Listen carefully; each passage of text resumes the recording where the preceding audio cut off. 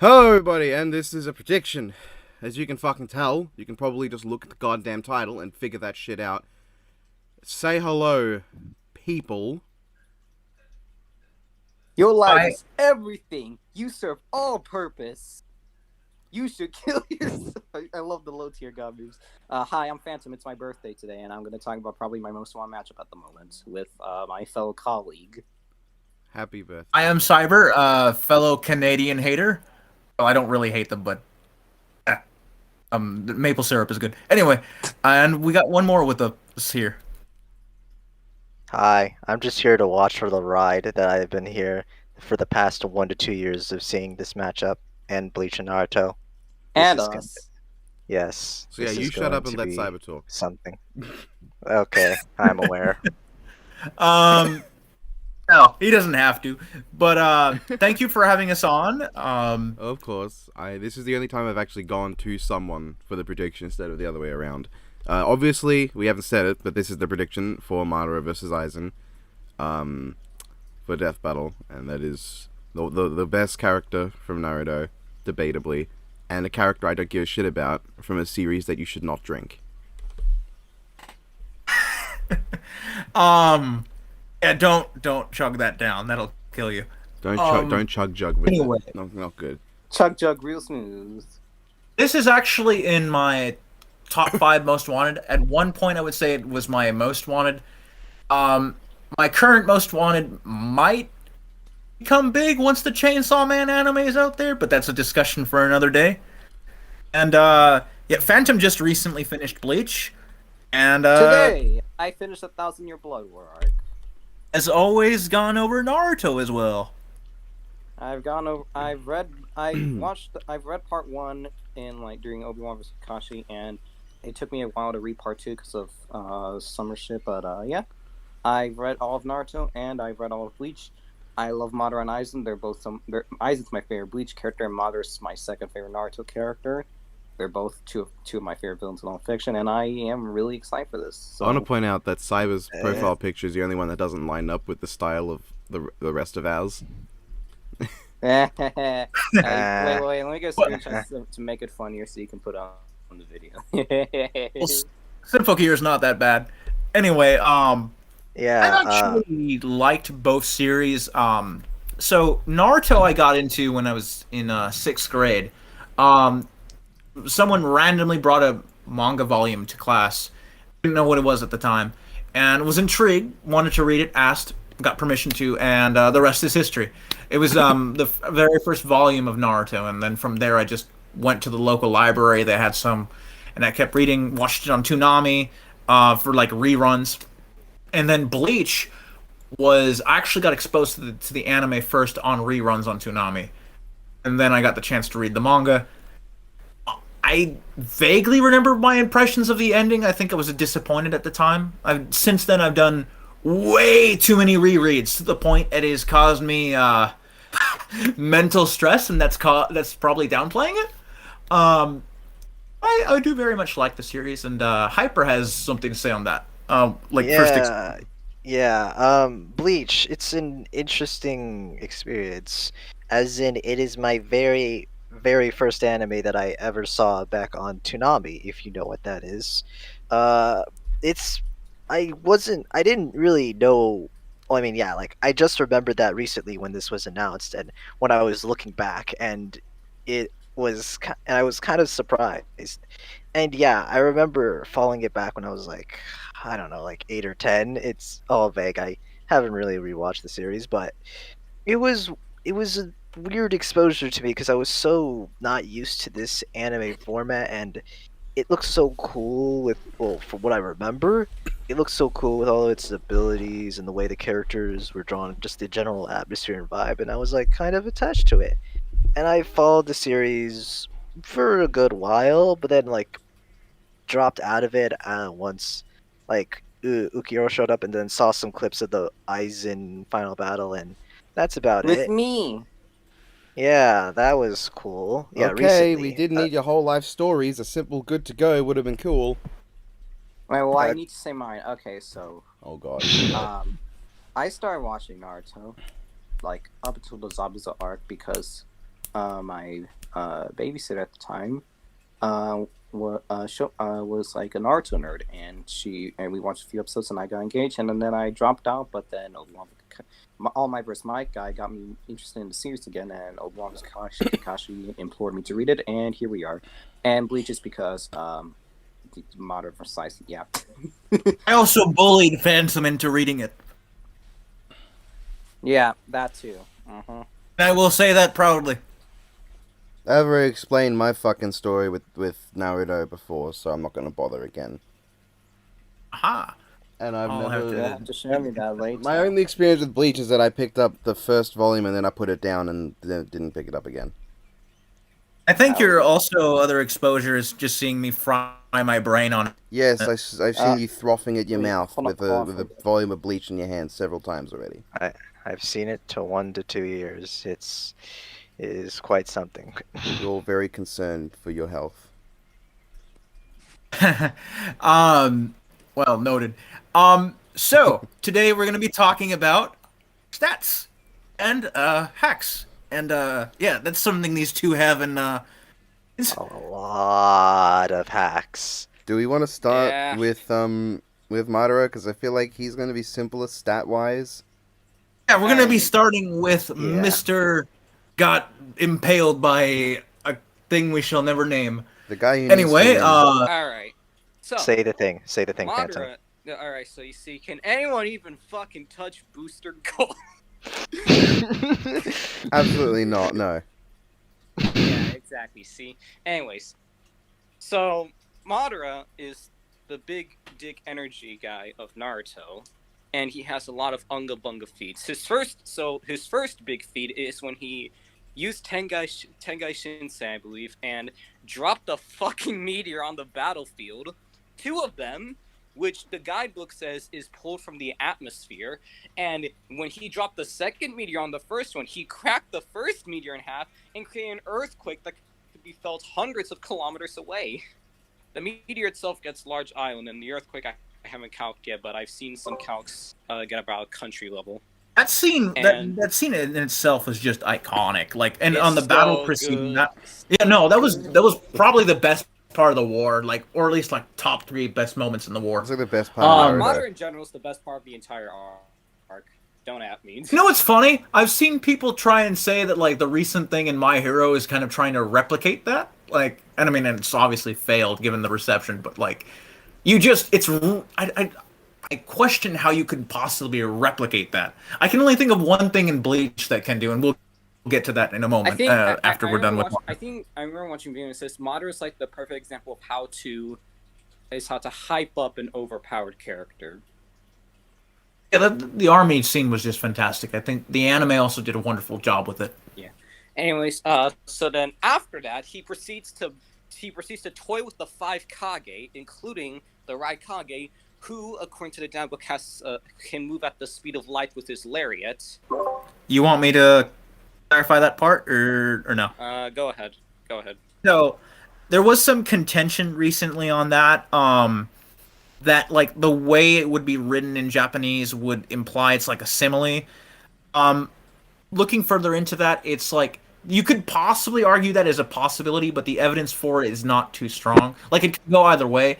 The fact that there's other light speed stuff that Phantom will get to in a moment that's not like the way it's written in Japanese would not denote it as being like a simile, and the Raikage would still scale to that. Helps support the fact that like the Lyrette statement is not a simile. One more thing I want to mention about that.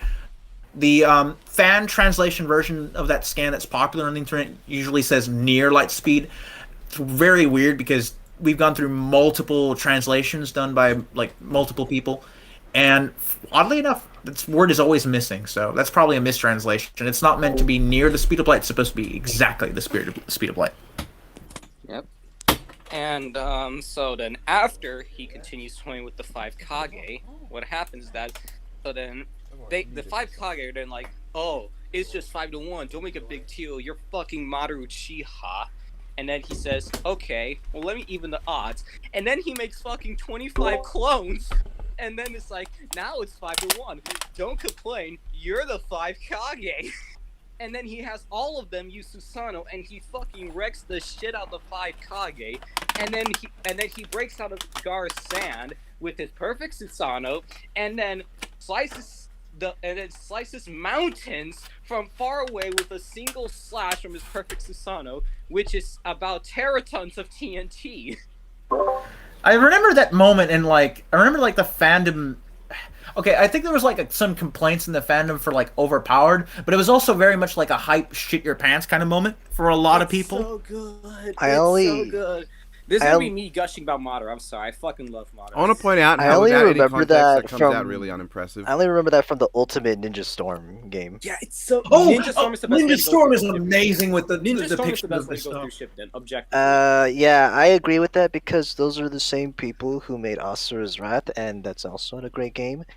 But Ultimate Ninja Storm is the perfect way to experience the series because I did, and I'm re-experiencing it again with this person here because you know. And yeah, it's great and it's amazing. I want to point out how you went from, oh man, he beat up these like 5 like really powerful characters who had these big sussy boys, and he beat them all, and then he broke out of some sand. Well, Gar's sand is impressive because. Well, to be fair, it wasn't just. I'm pretty sure it wasn't just sand. It was a water dragon. It was also electrocuted it's at the time. still sand. True. He's spitting facts though. I mean, did you know? Okay, did you know? I was reading Naruto, and I found out that Madara can see the earth even if it isn't touching the ground. He can see that shit. Alright, but no, for real, Gar's sand is to quote Wiz, Gar's sand is monstrous. Because during his fight with Deidara, Gaara lifted a huge amount of sand, which can get megatons of TNT, and he scales higher, which I'll get to later, trust me on that.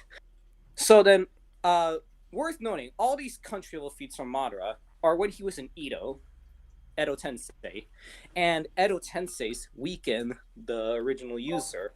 Madara that can be contentious amongst the fan base, but they make it very clear Hashirama and Madara were definitively weaker than they were alive. That actually becomes like a plot point later on for Madara. Yeah, and so when Itachi and Sasuke reverse the reanimation jutsu, Madara just grabs his fucking soul and continues to exist. Good job. And then he proceeds to shit on the 5 Kage, and then he travels back to where Naruto is fighting Obito. I think this is Kurama Chakra Mode 2 Naruto. I think. Someone can correct me on that. No, you're correct. Because he was fighting Obito in that form. Remember? Yeah, right. Like he blocked the giant shuriken and he blocked the fire attack. Alright, so. Also, don't forget to mention that Tsunade was left in half. Yeah, Tsunade was fucking left in half, yeah. Anyways, the 5 Kage are actually pretty impressive because, well, a good number of them have fought on par with the Akatsuki, and the Akatsuki have defeated multiple Bijus. Bijus are very strong. At least first point is Kisame is outright said to be comparable to a Biju, and Deidara has killed multiple Bijus with his explosions. And Sasuke's correction, not killed, captured. Captured still. He basically defeated Biju. That badly. Yeah. Well, you can't. If you kill a Bijou, that has massive. That would ruin their plan because it would take a while for the Bijou. It would take a while for the Bijou to come back to like properly. Like the only one I can remember that died confirmed was like. It's a weird thing because you're mentioning the Three Tails as one of them, right? The Three Tails objectively died when Rin died because it was in her body at the time. I'm pretty sure it was the Three Tails. Yeah, it was the Three Tails. The Three Tails died. Point is, Deidara is comparable to Biju Bops and is consistent with Kisame being staged to be equal to 1. And Bijus have varying feats regarding the manga and anime. In the manga, at the very minimum, Biju bombs could create massive craters, which were comparable to mountains in size, which I got to around 3 gigatons to 400 gigatons. Pulverization, vaporization. You'll see it soon. And in the anime, during a clash with Kurama, so TLDR, Kurama's a giant fucking boss, and he was fighting against 5 Biju at once. So the 5 Biju decided to merge their tail beast balls into one attack, and Kurama decides to match theirs, and it isn't like Kurama doing the whole feat by himself, because it is explicitly stated that Kurama matched their chakra. He isn't overpowering it; he's matching it. And in the anime, they create a massive air dispersal, which vaporizes the land and water. But ironically, the air dispersal is more impressive, and it gets around 60 petatons of TNT for each individual Biju bomb, which is multi-continent level. And and the 5 Kage scale to this, and Madara absolutely shit on them while weakened. Can I stick in for a moment? Yeah. I find this funny because there was a document recently trying to debunk all of the tailed beasts being anywhere near like multi-continental, like attacking all the statements that like for example, Kurama can turn the world to ash, right? A lot of those statements like use like they're mistranslated like in context from Sekai, which they're translated for. It's more supposed that they're talking about society. Even the third data book, which was officially translated in English, it's funny that like that, but in the end, the anime kind of goes to like, nah, they can get to multi-continental. Yeah, so that's fun. That's fun, ain't it? And so after that, Kurama Chakra Mode to Naruto. So Madara, Naruto attacked Madara, and Madara with his what is it? Sorry, so like he has like a fan thing. What is it again? What's it called? The Gunbai? I believe it's called the Gunbai. So he absorbs Naruto's attack and then literally no use it. And it's just like a technique that like I think returns like just like physical force. I think it was called Uchiha Return. Yeah. That is such a bad name. Yeah. Anyway, so after that, Madara continues to fight. There is basically after that, I should note that Kurama Chakra Mode 2 Naruto is superior to Kurama Chakra 1 Naruto, and Kurama Chakra Mode 1 Naruto was capable of dodging the light speed lariat from the Raikage, which it's explicitly say he moved faster, and so it's at bare minimum of faster than light speed, and Madara is reacted to a superior version of Naruto than that. And he also reacted to the Mabui's like light speed technique. It's explicitly stated multiple times that like in the data books and in the manga that like teleports people at light speed. Yeah, that's I forgot. Raikage and it's like he reacts. It's relativistic. Yeah. It's a good supporting feat. Yeah, definitely. I forgot to mention that. Let me see. So he continues to fight throughout the war arc. I'm just gonna head massively, but basically, fucking Madara later on absorbs the Ten Tails, and the Ten Tails is ridiculous because the Ten Tails, in a weakened stage, was capable of creating the Tenpaichi, which created massive tornadoes, huge amounts of water, a horizon-spanning storm, and a massive crater all in one attack. You know, when that happened, it was almost like I remember someone was saying it was almost like I forgot to mention something about that. Madara Susanoo technically survived that. He was a distance away, so Cereal will affect it, but Madara Susanoo survived that. Not only that, it was almost like the lightning was causing like nuclear detonation. It was awesome. It was like I remember one fan just... it was also not. It was like his base Susanoo, not the perfect Susanoo. So it's I'm pretty sure even like Cersei will get. No, it was base Susanoo. Naruto also tanked it, and the Alliance as well. I mean, they tanked it because he was empowering them. But yeah, but that's Madara, impressive. That's a good direct feat. It's at least I haven't calced that yet, but I would expect to at least get high to maybe country. But it's a good supporting feat for literally everything else he does in that same arc. God damn. So anyway, there's this thing about the moon, right? Yeah. Well, no. Although now that you mention the moon, there is something I can mention about the Ten Tails that's weird. Like it's a super contentious statement. The Ten Tails in a weaker state's chakra was compared to a quote-unquote small planet in comparison to Earth. I mean, it's contentious whether or not that means it has small planet-level AP or whatever, but it is still something worth noting. Yeah.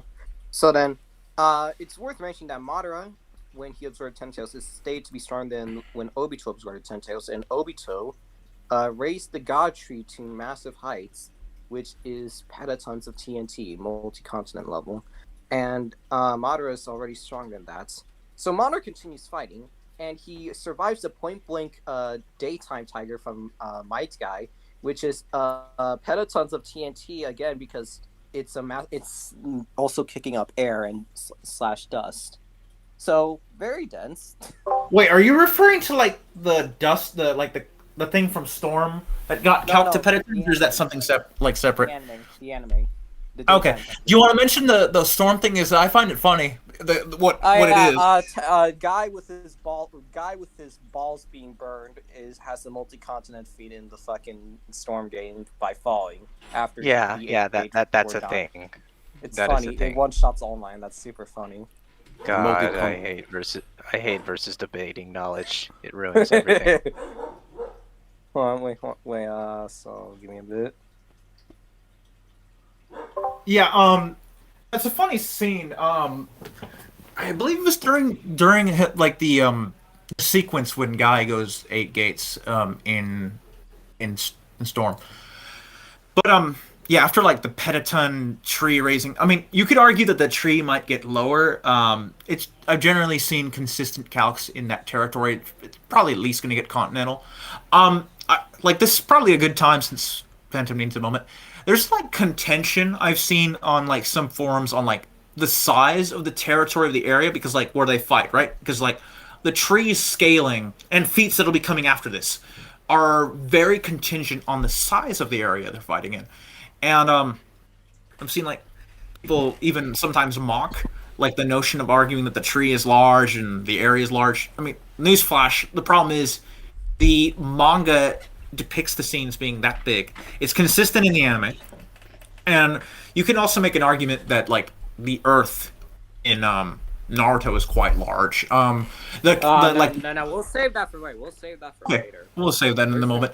But I just wanted to establish that there's like the whole size discrepancy debate with Naruto should not be that big. We're gonna get to a size discrepancy debate in Bleach because that's cursed with it, but it should not be that big of a problem with Naruto. Anyway, we left off with the tree feat.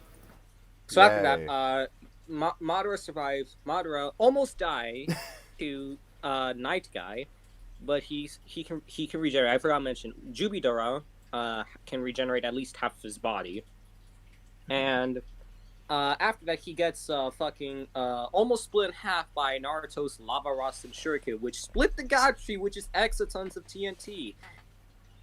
Yeah, just consistent going from country to multi-continent. It's very consistent. Madara's a fucking Chad. And then after that, Madara continues fighting Naruto, and then alongside Sasuke, and he was capable of keeping up with Naruto, who dodged his Light Fang attack, which gets 2 times faster than light, because the Light Fang, supposed to say in the dad books, to be the speed of light. Yeah, that's not even a mistranslation, because sometimes like speed of light will be mistranslated from like impressive speed. I forget the exact quote, but it's like 7 Deadly Sins had a problem with this, but like the way it's translated in the data book, like even the raw, it's explicitly referring to the speed of light. That was the whole narrative point of that. It's probably also the one that is going to be mentioned because it's one of those feats that people get addicted to because it's just really easy to use. It's kind of blatant. It's like probably the most blatant light speed feat in Naruto. And it's gonna be reused again, just like the same base Naruto. We're just gonna be using the fucking... Don't worry, bro. The light Lugi and the moon Oh yeah, hole. wait, sorry, we're just it's never gonna Madara's above change. base form Naruto, right? Just to make sure, because I think Naruto got stronger in the last. Did he? Cyber? Unmute, you fucking cuck. In the last, arguably, maybe, yes,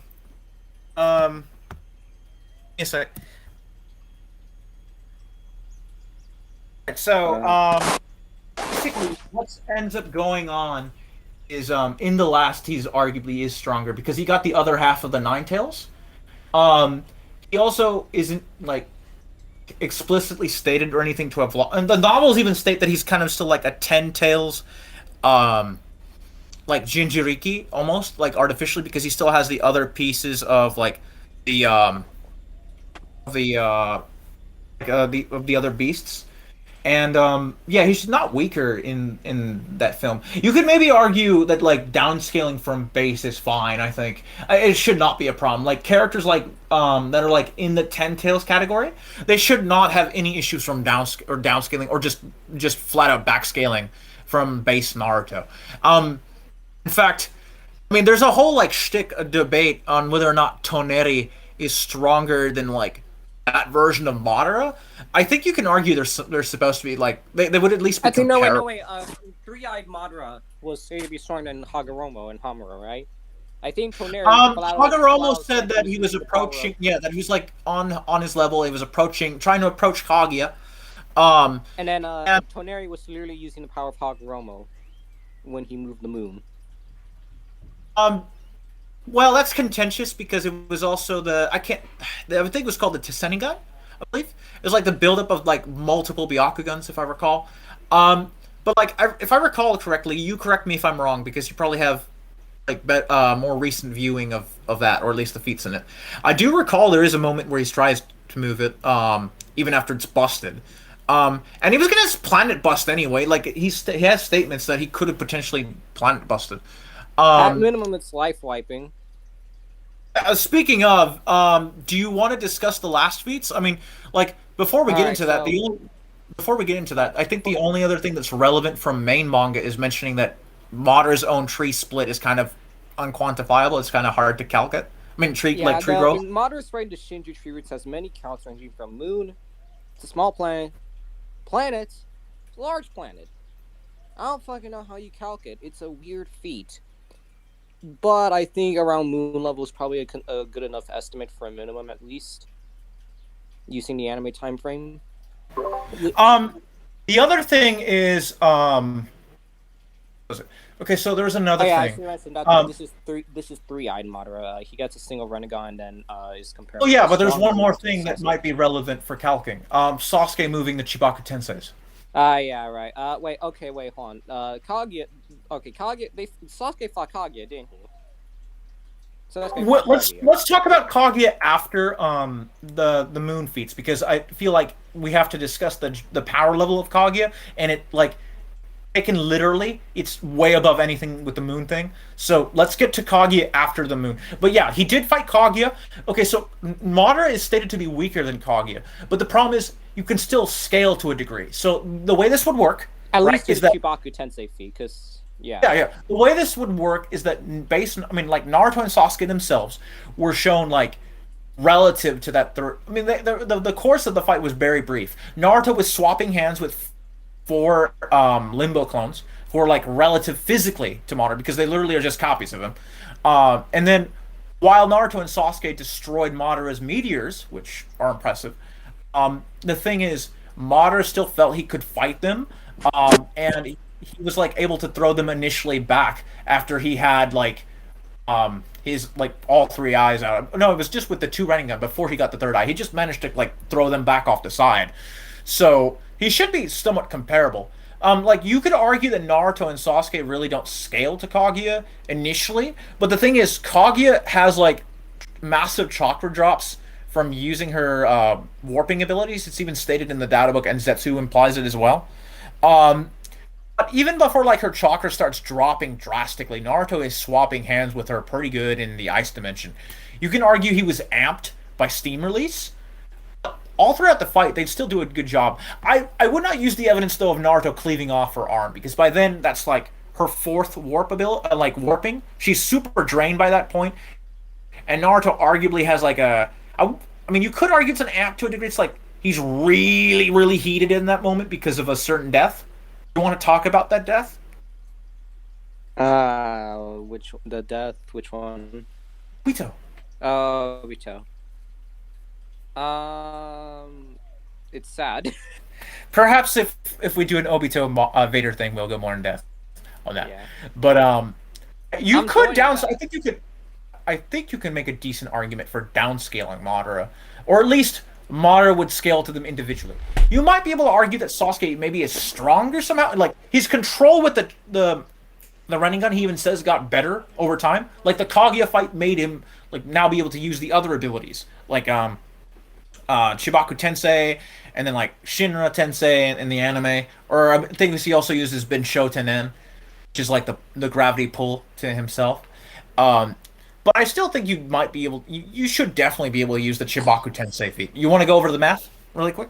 All right, so I haven't I haven't counted yet, but it's getting Zetatons because it's comparable to the God Tree, which Outskirts Battle Dome or OBD has the roots alone at 63 kilometers in diameter, which is pretty fucking big. And in the anime, Sasuke moves those Chibaku Tenseis in like 3 seconds flat, from all the way from the valley to the end to where the battlefield is, which is very far away. And I will do a calc of that. I will do a calc of that after this video, and you will see it. But it will get at least exotons to possibly zetatons. Wonderful. And There's a after lot that, of we have the buzzwords. last with all the moon feats. So, Sai, would you like to explain the moon cutting? Oh We'll boy! be using it for the episode. It's the only thing that will be used. I hate the moon cut. I hate the moon blast because they're gonna be used.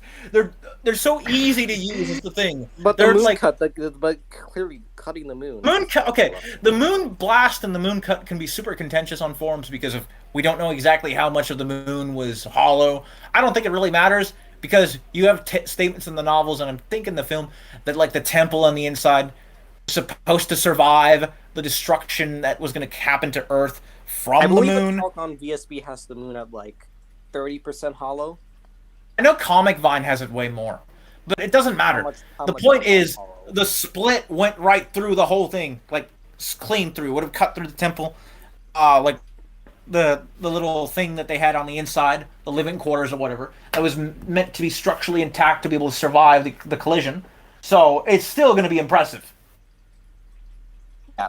Anyways, Naruto busting a hole in the moon. DB says 408 pentatons, but it's actually not because he butts out debris. Death Battle Lots of wrong? things. What? Yes, it's Zeta tons of TNT. Very high into it. Okay. I've seen it with kinetic energy. I've seen it go as low as triple-digit exotons, but I counted it to zetatons, and yeah, base from Naruto, zetatons, minor scales, blah blah blah blah blah. Toneri cutting the moon. Fucking, I've seen it get country.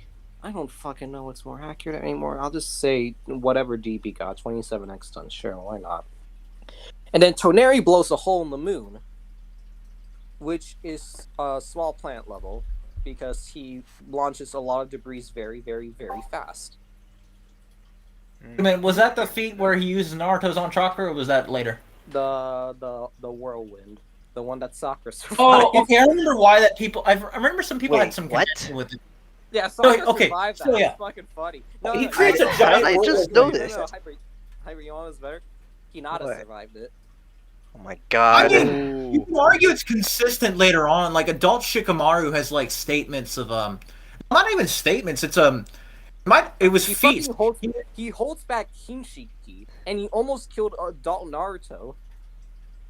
Yeah, in the novels, he almost kills base adult Naruto. Like he puts all five What? Kage in a puts all five Kage in a choke also, strangle. with his shadows, They couldn't he wake held up. back someone who is adult Sasuke tier.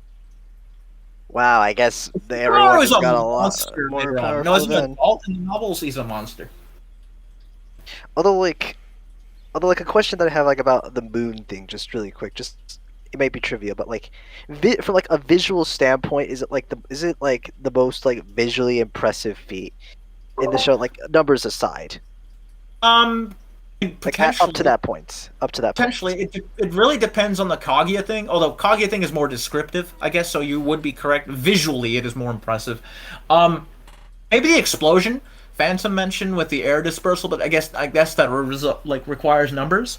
So yeah, it probably is the most, I guess, impressive thing on panel, like that we can see. Like there's other stuff that's like impressive to that scale, that's descriptive. Like I'm not sure how like this can be a contentious topic, whether or not Momoshiki is weaker than Kaguya or vice versa.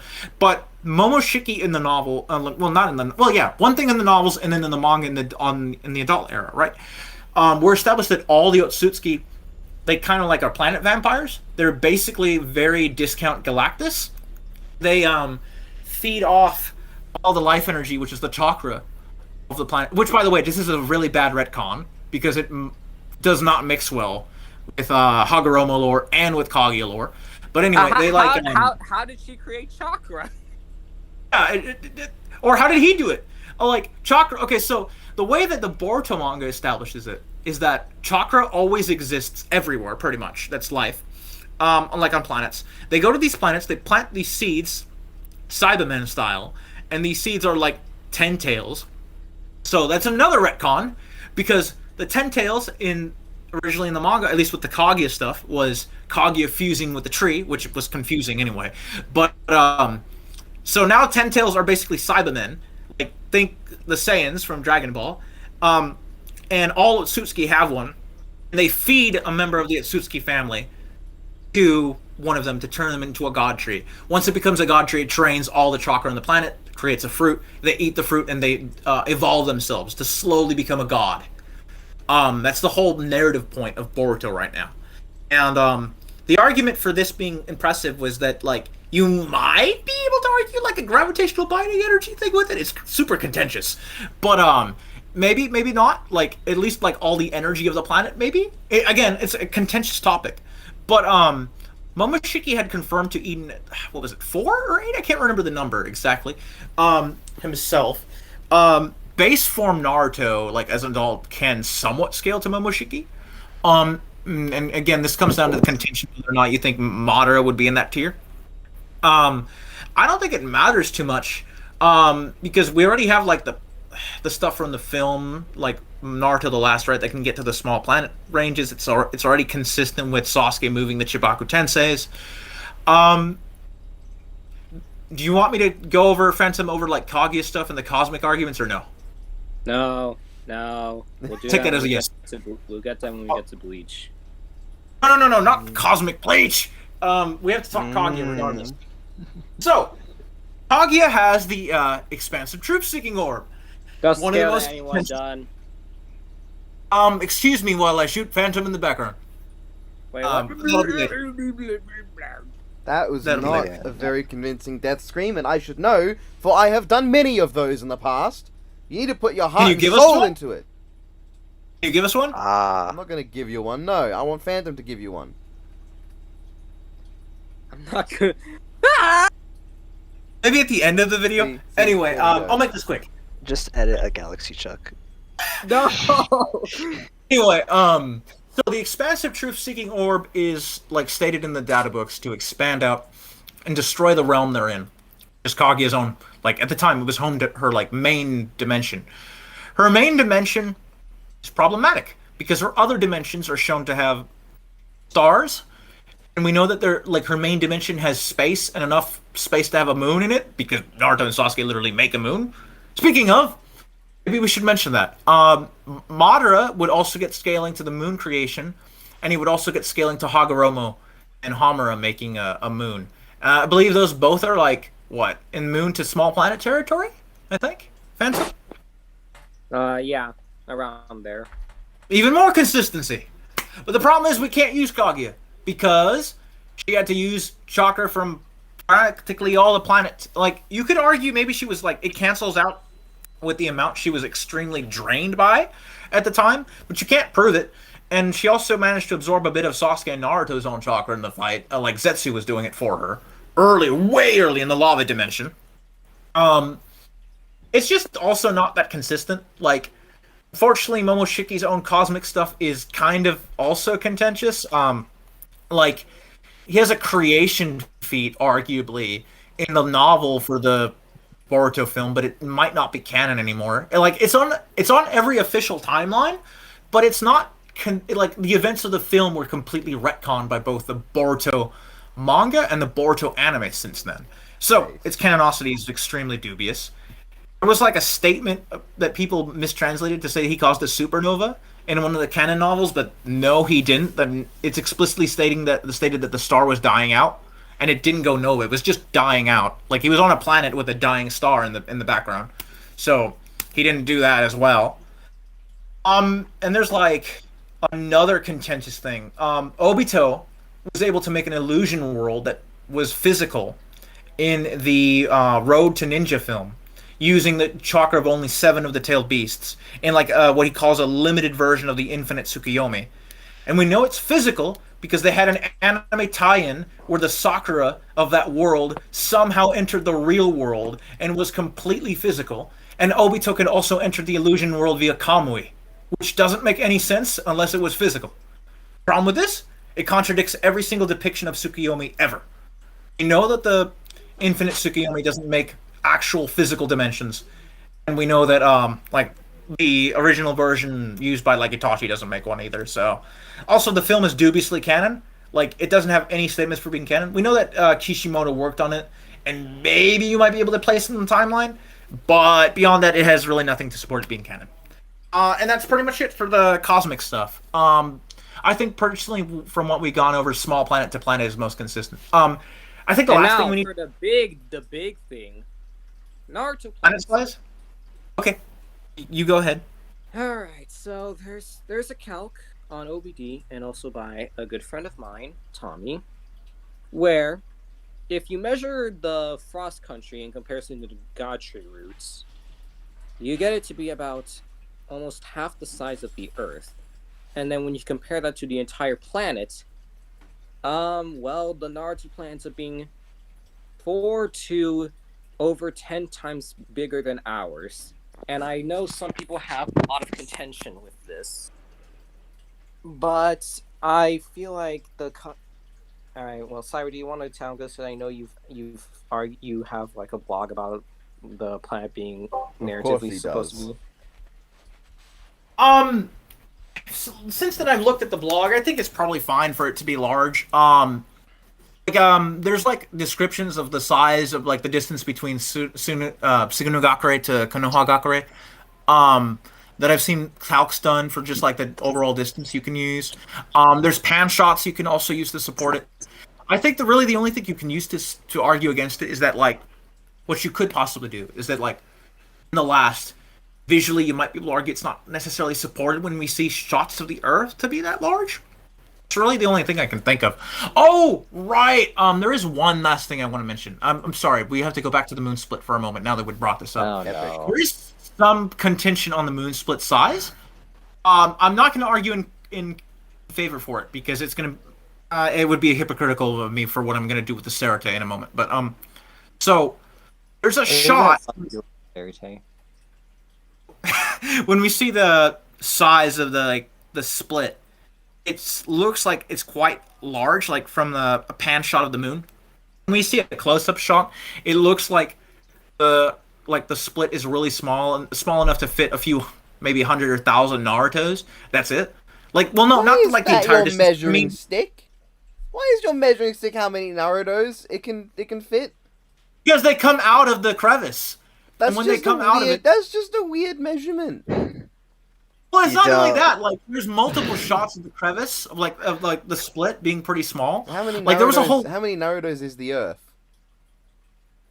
Well, no, you're not. Okay, let me explain. Like, it's from the actual like top opening where they 3.2 billion. were exiting out. You can like measure the distance, but I don't think it's like definitive. I think they put in the initial split being that large for a point. Like, I guess the only thing you could argue is that like the two halves of the moon end up coming back together, so the gravitational binding energy wasn't necessarily overcome. But I'm pretty sure that's kind of already fixed by the fact that there's also the moon hole feat with like the debris going out that already gets in that area, so it doesn't really matter. But yeah, if the Naruto planet is much larger, I'm pretty sure it affects some calcs, doesn't it, Phantom? Yeah. Moderate dropping meters would be country level. Epic. Every single feat involving the planet would be buffed to shit to a lot of degrees. Awesome. Let me think. The Naruto GB Toneri moving the moon. Right, I forgot about that. at minimum exotons to zetatons if we use baseline planet size, and if we use the higher end, small planet to almost large planet. That's a lot. And Yeah, planet level ends up becoming really consistent. yeah, and at minimum it's life-being. So if we use standard Earth size, it's about 500 petatons. But if we use Naruto Earth size, it's like I think high exotons to low zetatons, which is very big, very very big. So small planet Madara to planet Madara is fairly consistent throughout the verse, and speed-wise faster than light, upscaling. Even if you don't want to go, actually, Itachi technically has an MFTLP, but I'm not going to mention. No. Don't no. Oh yeah, we got a new MFTL Naruto. Yeah, let's talk about when let's do it, Sakura went MFTL. That was so cool. Let's do it. That was so So the blush-worthy. Itachi novel has a processing speed feat for Itachi with Tsukiyomi. He makes his girlfriend live out an entire lifetime in what was it, Phantom? A few picoseconds? I can't remember. What was it? 10 picoseconds. It's like 1/100th of 1/1000 of 1/1,000,000th of a second. And then you'd be able to argue he scales to it because he's also perceiving it conjointly with how the Tsukiyomi worked in And that you scene. also need to activate and deactivate the Tsukiyomi, but also it's debatable. Blah blah blah. I'll only use it. Consistency is very much debatable. You could. Okay, so there's a speed feat possibly for. I don't know how it scale to reactions. Again, this comes back to that very dubiously canon film novel for the Momoshiki thing. If he made his dimension, we don't have the time frame for how long it took to make it, but that's not relevant for this part. He brings in chakra from it to the planetoid he's on, where he's fighting Naruto and Sasuke, and in the novel, and he absorbs it, and it's a very quick time frame for it. I think you could maybe make some sort of MFTL argument out of that, but again, contentious whether it's canon. Again, contentious whether it's canon, contentious whether it scales to anything. Period. And we don't know the exact distance that it traveled. What I'm getting out of this is that your favorite word of all time is contention. Nemesis, I scale Bleach. Contention is word I live by. We've been at this for nearly Our an hour, entire and doctrine. we haven't even gotten to the Bleach shit. This is My entire doctrine. Get used to it. No, I don't even have to go with Bleach to Wait, say now that's my how long doctrine. is the recording? It's been about 47 minutes. We haven't even gone. Man, I haven't even. I don't have- Yet. Oh shit. You can do that while I'm doing Bleach, but I was gonna say. That's your Naruto- territory, absolutely. Naruto is plagued by recalcs like every week on VSB, so If it you too want my lives honest by the opinion, I word. would say ignoring recalcs, Madara, final stats, consistently moon to small planet at a minimum, planet level as a mid-end, and large planets a high-end, because maybe he'd scale to the Jubi, absorbing the GP, the chakra in planets in Naruto. Oh yeah, wait, I forgot one more extra evidence. Of course you did. The Naruto Earth is stated to have a higher chakra level than normal planets.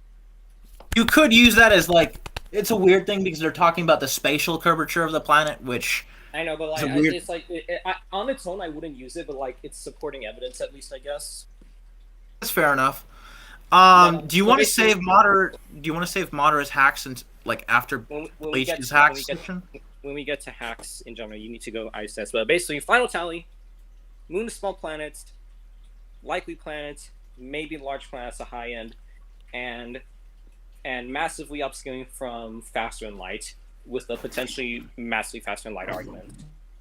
I still think MFTL is not consistent. So but, multiversal and I said immeasurable speed. Let's get to potentially. I Bleach. said potentially. Yeah. You want to do universal? No, you want to do universal. What you do is you go with Naruto Ninja Storm 4, right, with the ETSO.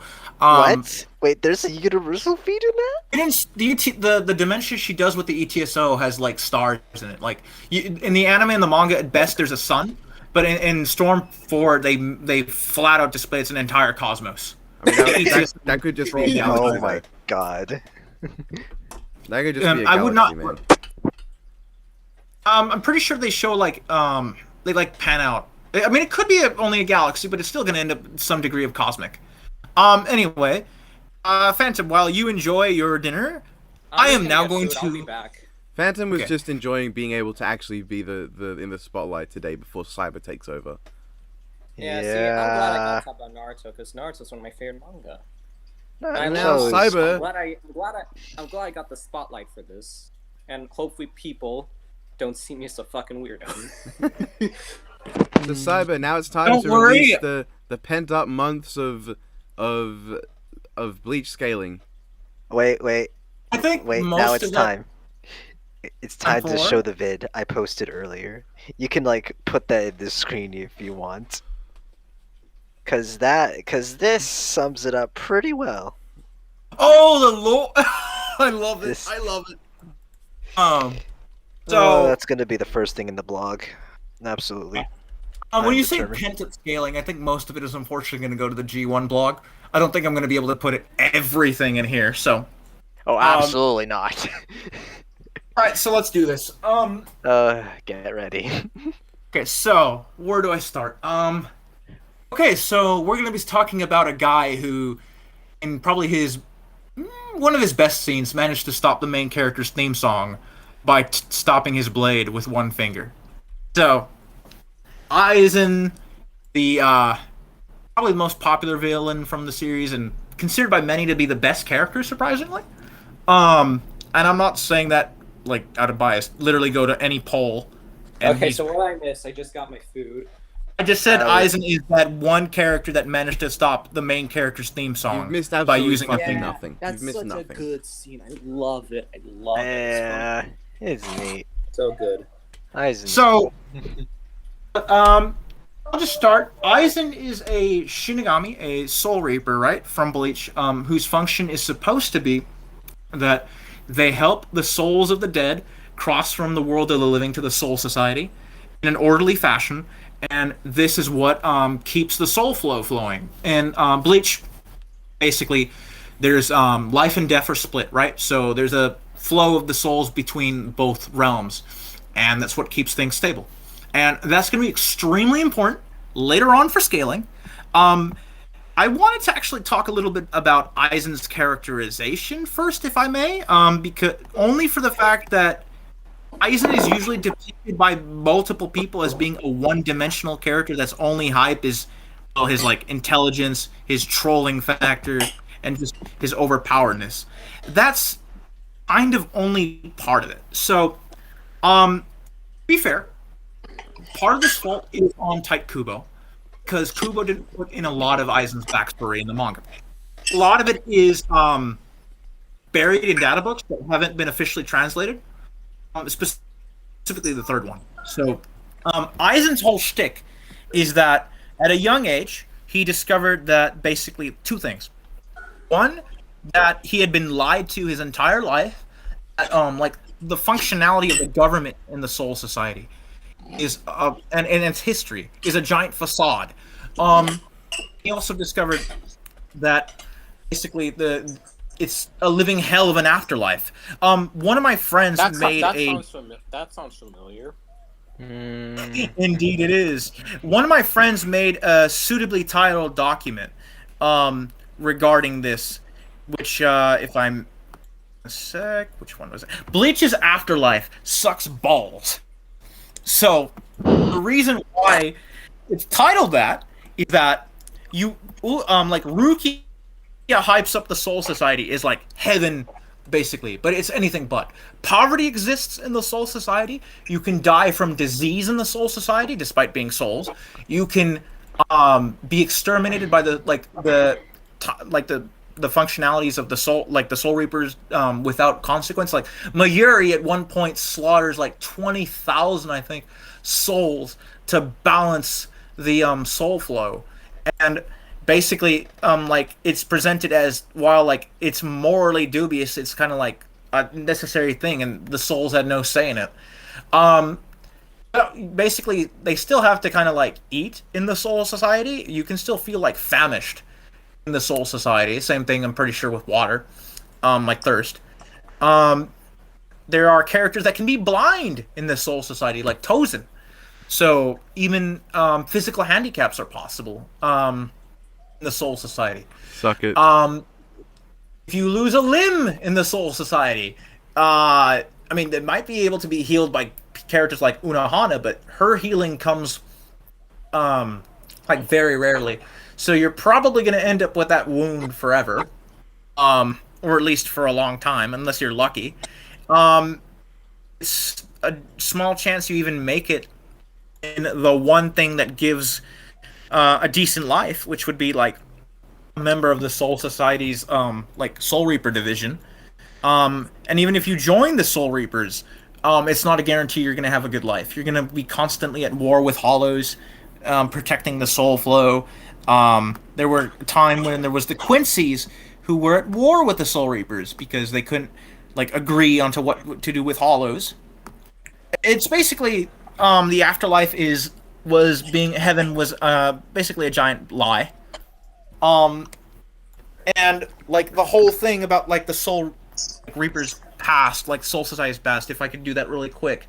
Okay, so in like hundreds of millions of years ago, there was like the world, or we'll get to whether or not it's the universe entirely, or just the planet. It doesn't really matter for this part. Basically, creation as it was previously was kind of like primordial soup. It was chaos, like life and death were one, and things were kind of formless, and like there were just souls everywhere, and hollows would consume them, but nobody would die. They would just build up in the stomachs and like of the hollows, and they would just get larger and larger. And the kind of like it's almost as if like the universe of the world responded and brought into existence the Soul King, this one being who was the only one who could kill people because death didn't like properly exist yet. He started killing the hollows en masse, but the soul flow kind of still existed back then, just in a different state, and he was unbalancing things.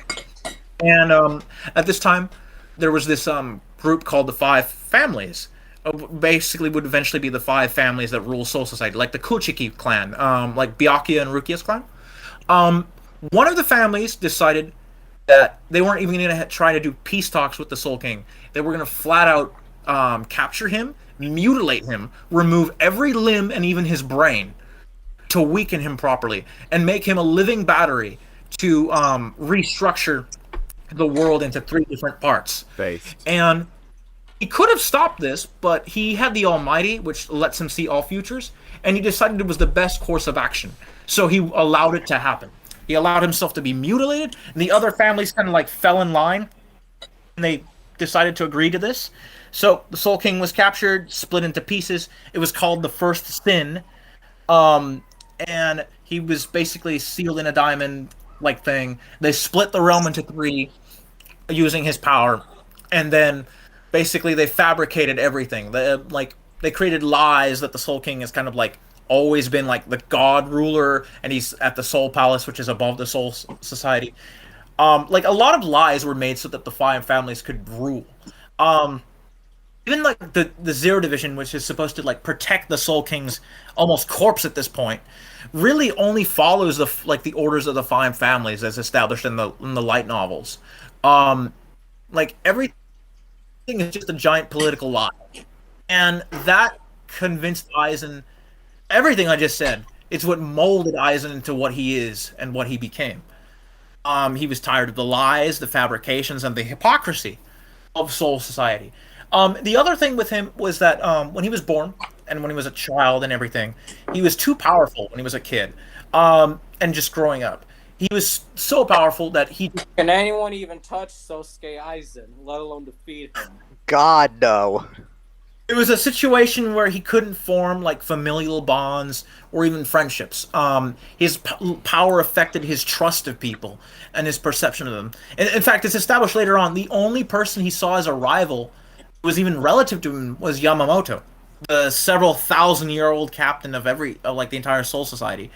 They would never see eye to eye. Like Yamamoto was very much stuck in his ways, very much like by the rule book. And very much willing to like kill whatever was necessary to keep the current system flowing, and Aizen wants the reverse of that. Aizen wants to tear down the current system and usher a utopia for everyone where they don't have to suffer, even if he has to commit vile acts to do so. Like his whole character arc was established even by the the data books is this. Like data book 3 says, Aizen is an envoy who was sent to complete the sublime purpose of taking the Soul King's place and creating a new world. As such, the consciousness of becoming a divine being was born in him.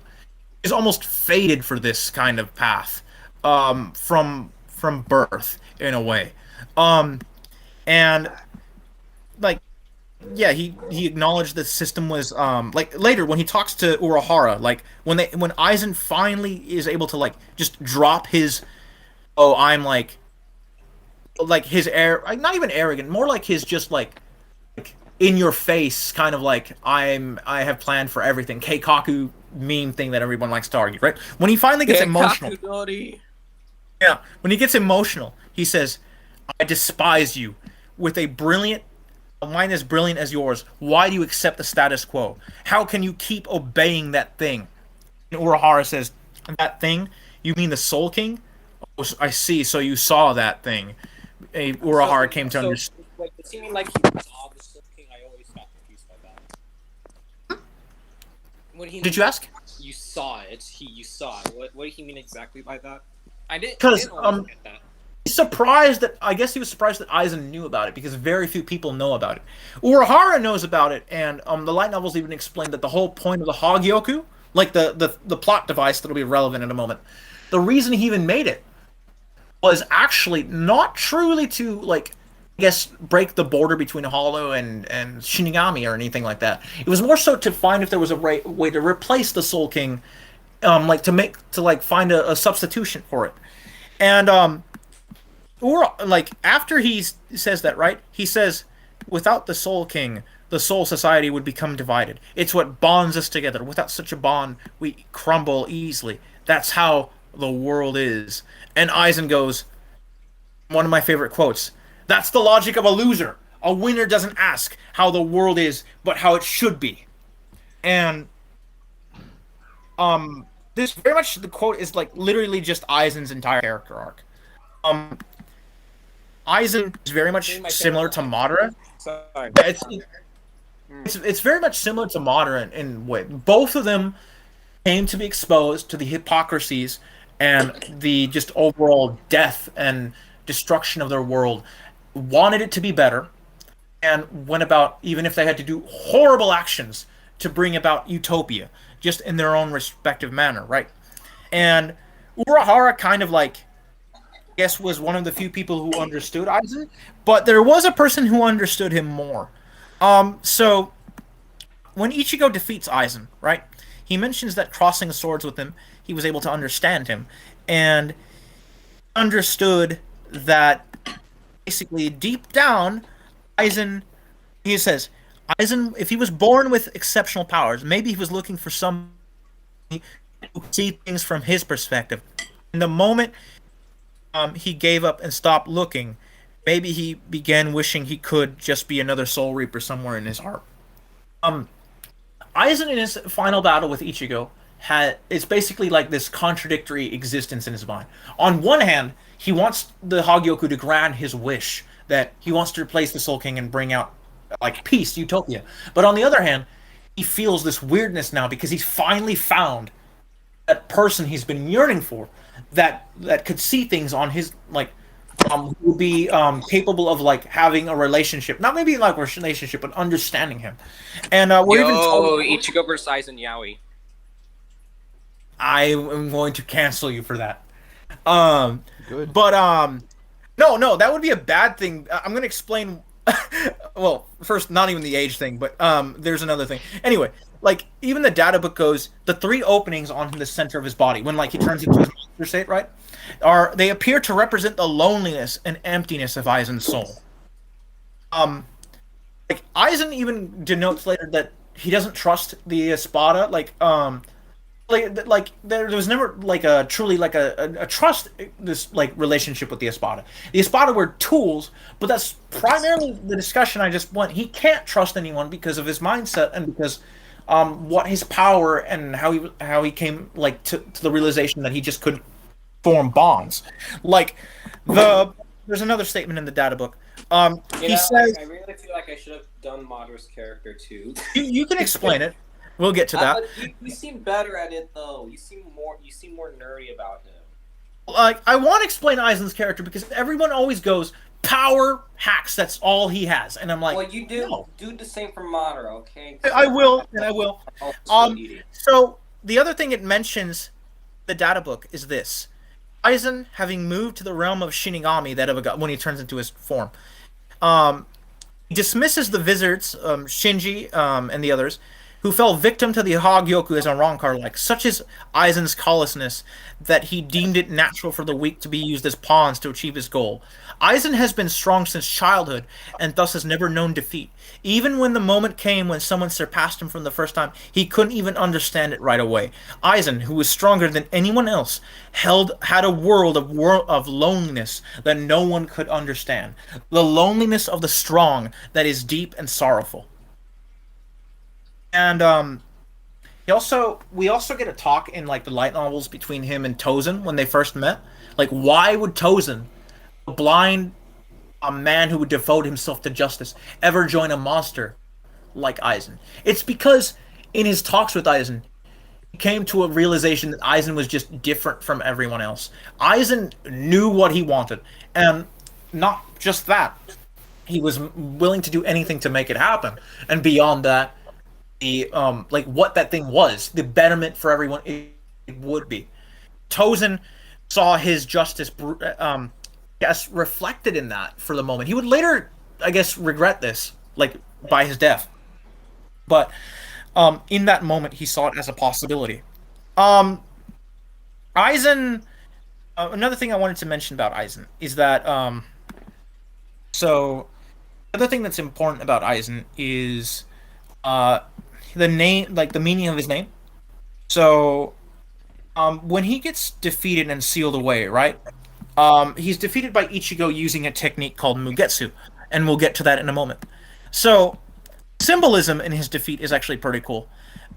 There's a poem made by Kubo in Bleach Volume 12 talking about Aizen, and it's called "Flower on the Precipice," and the poem goes like this. We think a flower on the cliff is beautiful because we stop our feet at the cliff's edge, unable to step out into the sky like that fearless flower. So, this ties into the meaning of his Zanpakuto's name. His Zanpakuto is actually a bit unique No, because... I want to talk about this. This is so cool. I love this. I want to do this. Okay, sure. Alright. So, the Zanpakuto, Aizen's Zanpakuto is the Kyoko Suigetsu, which translates to Mirror Flower Water Moon. Kyoko Suigetsu is one of the few Zanpakuto that doesn't come from Japanese culture, but from a Chinese phrase. What Cyrus said, flower seen in the mirror, moon reflected on the water surface. The meaning behind the idiom is something that can be seen but not be touched, like the flower reflected in the mirror or the moon reflected on the water surface. Ichigo vs. Aizen. Ichigo defeats Aizen. Ichigo's Zanpakuto is called Zangetsu, which means slaying moon. Kyoko Suigetsu means the mirror flower and water moon. Ichigo slays the moon with his Zanpakuto, and the moon is Aizen. Mugetsu is called the moonless sky. Madara's ultimate technique is the infinite Tsukiyomi, and Tsukiyomi literally translates is named after the moon god in Japanese mythology, Tsukiyomi, and the infinite Tsukiyomi was reflected on the moon's surface. Bring out, like, illusions. Just such a cool parable, I love it. Yeah. Like, there is one more thing with the name thing with Aizen. So, Kyoka Suigetsu actually perfectly explains Aizen. Someone who wants something, but no matter how close the reflection on the water approaches, he will never get what he wants. Aizen is basically a reflection of the water moon. And the other thing that ties in with that is the water moon can be seen as like a parallel of the slaying moon, aka Ichigo, since he is the only person who could somewhat understand Aizen's feelings, and the one who controls fate with his blade, something that Aizen wanted to be, but merely as a reflection. So, well, okay. So when I say control fate, Ichigo makes like statements that he wants to. Like, I'll read it. He says, "If I cannot protect them from the wheel," referring to his friends, he says, "then give me a strong blade, and strong enough to shatter fate." This is one of the earlier statements in the manga, like I think a Rancor arc, or before that. Ichigo is very much like about breaking fate. The entire point with the Yuha fight was Ichigo cannot break fate no matter what, but he does in the very end. That was one of the key points to it. So Aizen cannot escape from fate. He wants to yearn to. Ichigo is the only one who can. And that's what also creates another dynamic between Ichigo and Aizen. Hyper, how do you feel about learning this? My brain is like, it's so intriguing and just how in depth like all this stuff like I miss. Like I do analyze it. I just never had the chance to. But like learning about this now, I definitely see the hardcore appeal of Aizen. Like he and like his goals and morals and all that. It's Aizen is a jerk. Like he can be a jerk. Like absolutely, I want to yeah. before I move on to stats. Before I go into stats, I want to do one more thing. So Aizen murders Tozen, right? His blind subordinate, right? After Tozen loses to Kamamura and Hisagi, I believe, he just detonates in a pile of blood. Kamamura looks at Aizen, and Aizen was looking, and it's very clear Aizen's the one who did that. And Kamamura is so full of rage, and that's when like Ichigo appears and like blasts like Aizen in the back of the neck.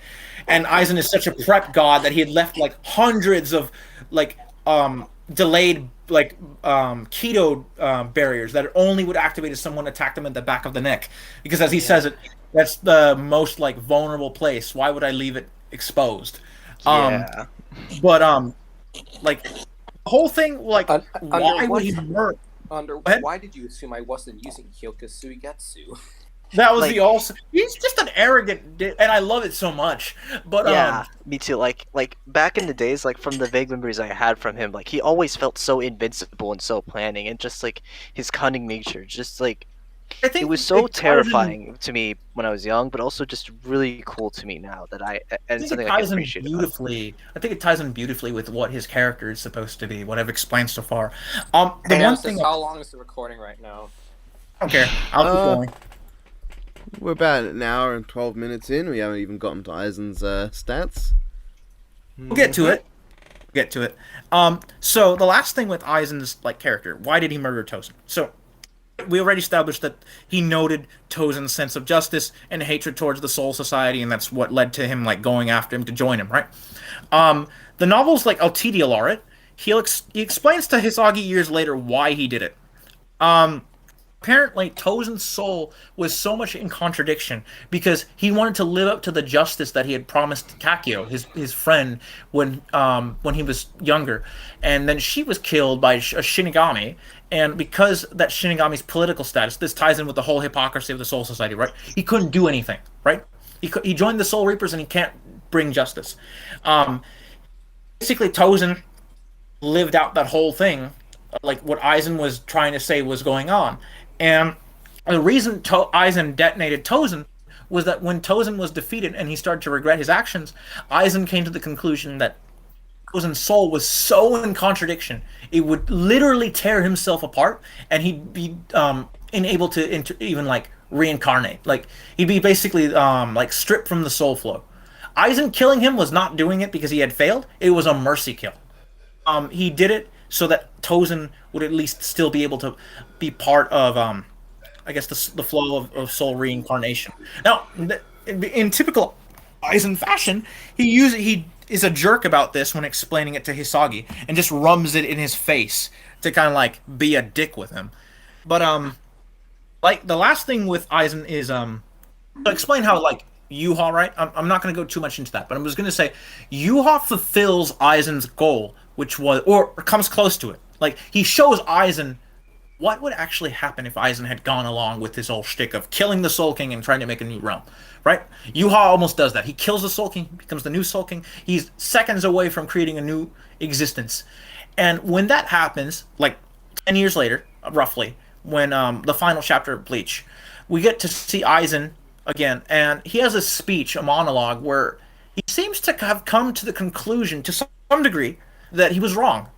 He acknowledges that Yuha was perfectly right in that his new world would have had no more segregation of life and death. They would have become one. Death would no longer exist, and the hypocrisies of the Soul Society wouldn't exist. The suffering would be gone.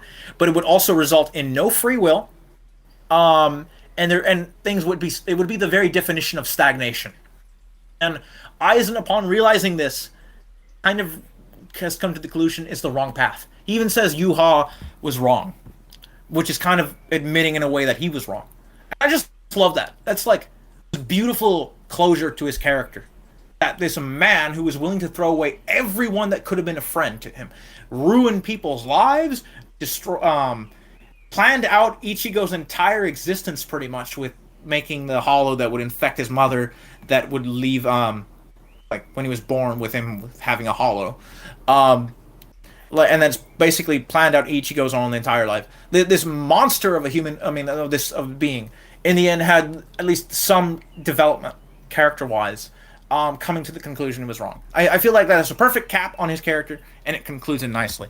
I'll do something for moderate later, but I do want to get into stats. I did spend a little too long on that, but I feel like I said, Nemesis, sorry, I feel just like, and you talk to anyone, they'll never bring up Aizen's character, and they probably think he's like a one-dimensional or two-dimensional character. He's not really. But anyway, so Aizen stats. So we're gonna talk about Madara's character later. Come on, man. Come on. So but keeping Aizen's stats. Keeping stats in a simplistic manner.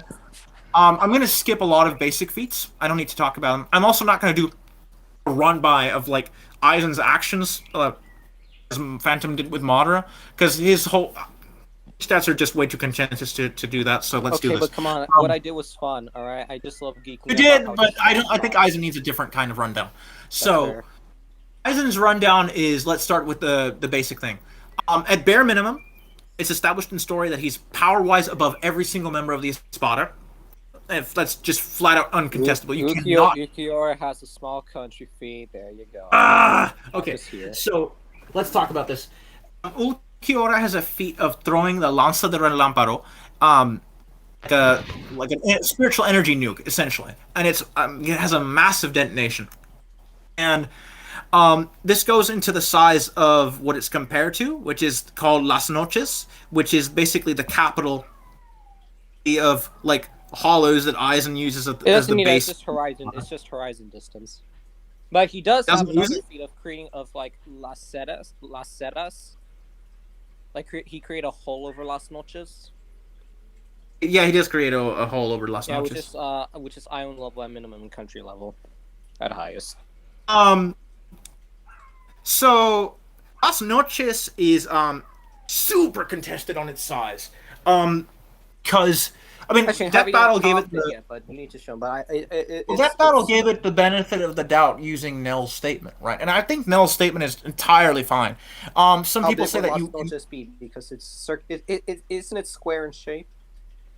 Well, like Versus Battle like did a calc like using her statement, and it got like an overall like diameter of 229.18 kilometers. All right, that makes sense. Yeah, that's fair.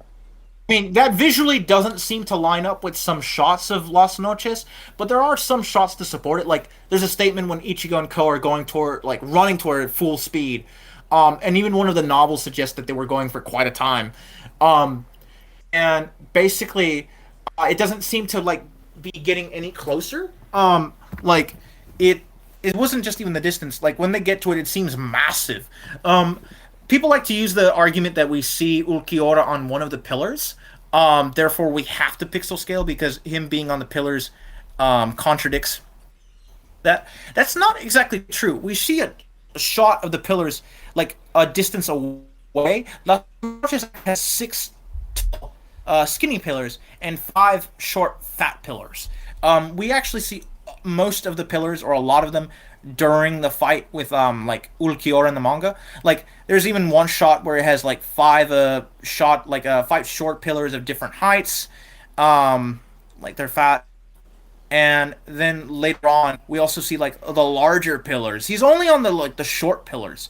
The short pillars are not visible from like a pan shot of Las Noches, so they can't really be used to like contest the size of it.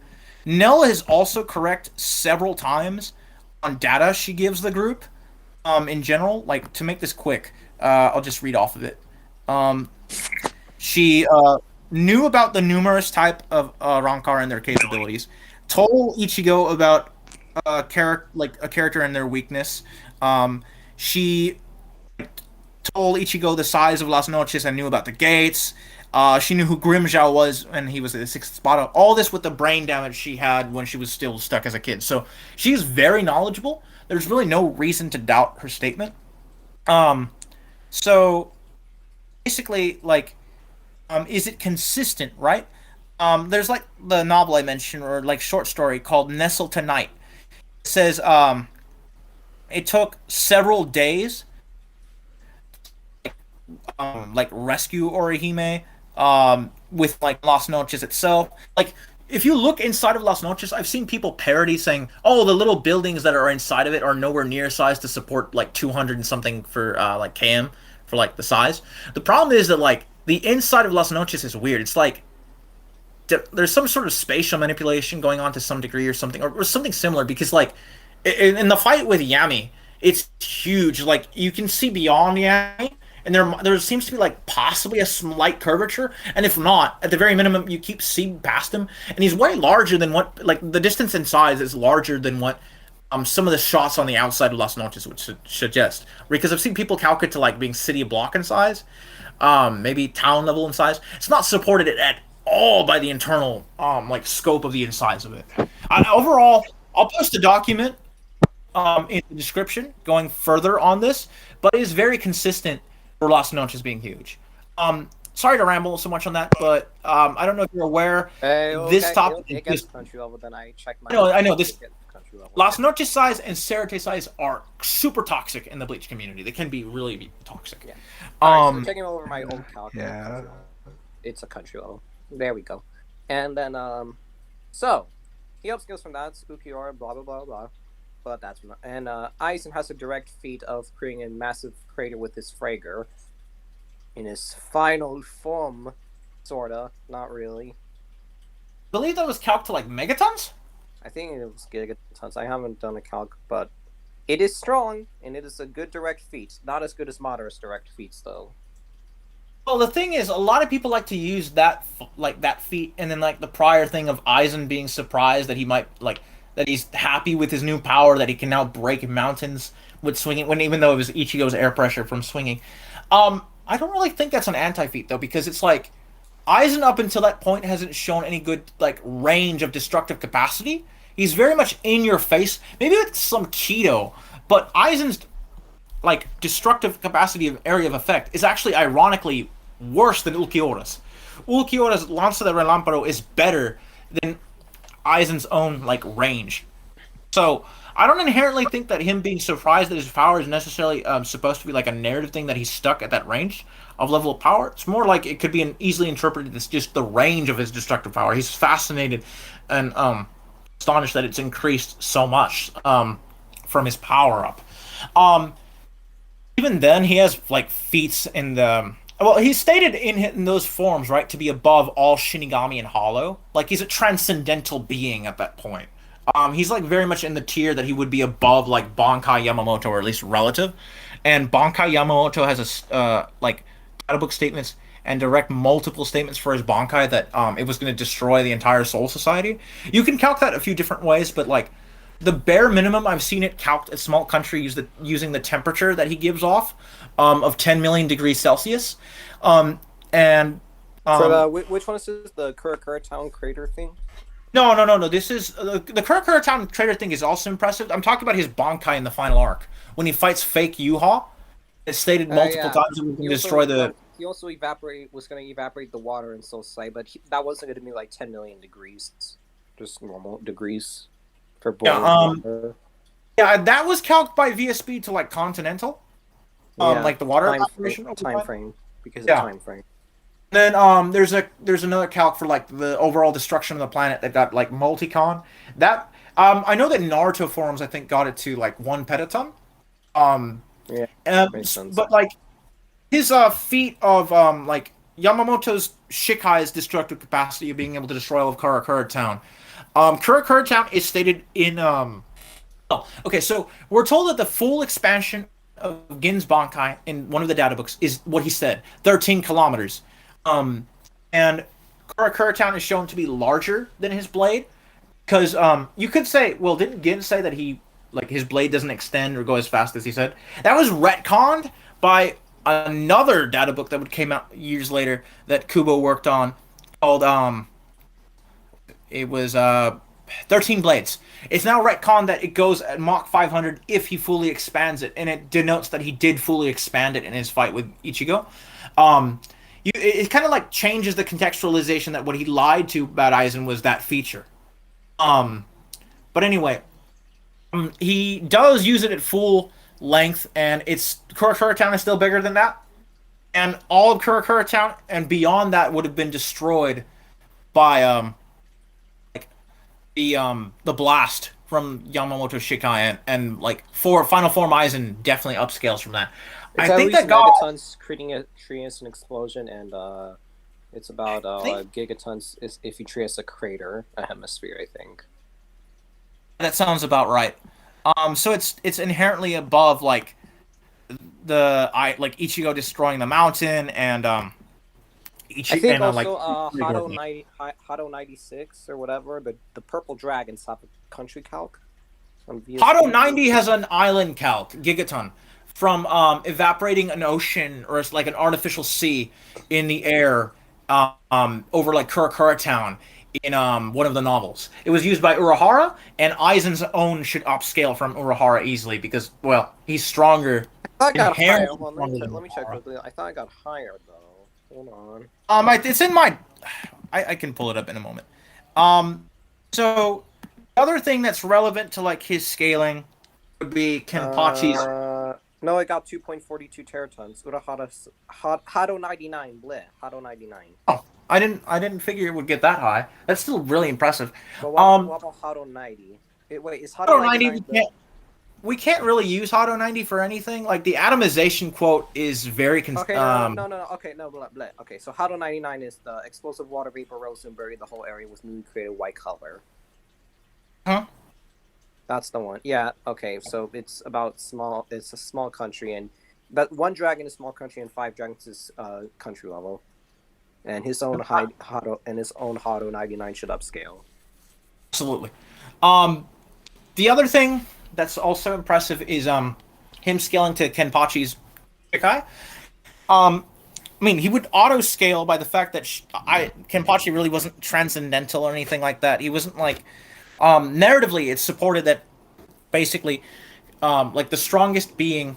I said it in the data book as well multiple times that the strongest like Dangai Ichigo and like Final Form Aizen were just this like level for Shinigami that they cannot normally reach, even Kenpachi. So he would definitely upscale from Kenpachi's feat. I mean, the fact his showing with Yuha later would inherently prove he scales above Kenpachi. Anyway, Kenpachi destroys Grammy's meteor. Here's the other controversy: how big is the Serate? Because you have to use that to scale the meteor because it was going to destroy all this the Serate. So the Serate is an even bigger controversy than Los Noches size. I have a 45-page document I will share in the description. Of course you do. Of course I do. Couldn't have a page that's like, This has been 4 or 5 pages. Serate size is recalced more than Bijou bombs, I swear. Oh my god. No, it's bad. If there's one thing Bleach is bad at, it's having like feats be like direct enough to quantify. Kubo has gone on record a lot of the times that like he loves drawing. He doesn't go for everything to scale all the time. Like he's even stated sometimes that like the art or the drawing, like what he wants to have on that is prioritized even over story. Heck, he told the guy who wrote the light novels, who he helped develop and has said they're also official, that like when he asked him, why did you leave the Soul King stuff so vague? He said, what do you expect of me? My whole priority was to give Ichigo's story. That was the whole priority. I decided to leave this stuff. I'm paraphrasing here, but basically he wanted to like put everything off of that because his ultimate intent was just to tell the story of a young, well, not young, but of a teenage boy named Ichigo trying to protect his friends. That was the ultimate pinnacle goal of Bleach. So his visuals don't always line up with the statements we're given.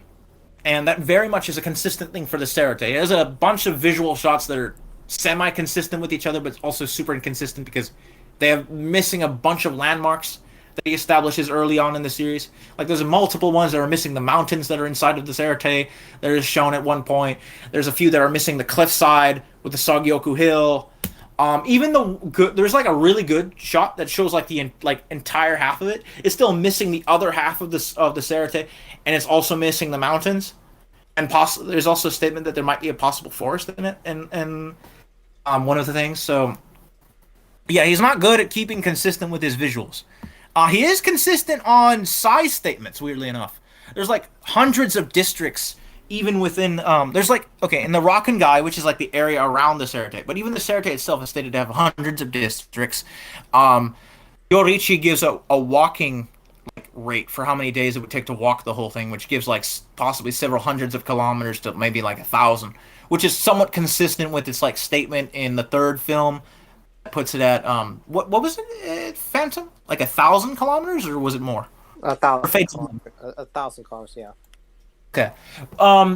Fade to Black could be used to an essence that like not only did Kubo oversee it, but Kubo has gone on record in an interview that was very hands-on on the setting.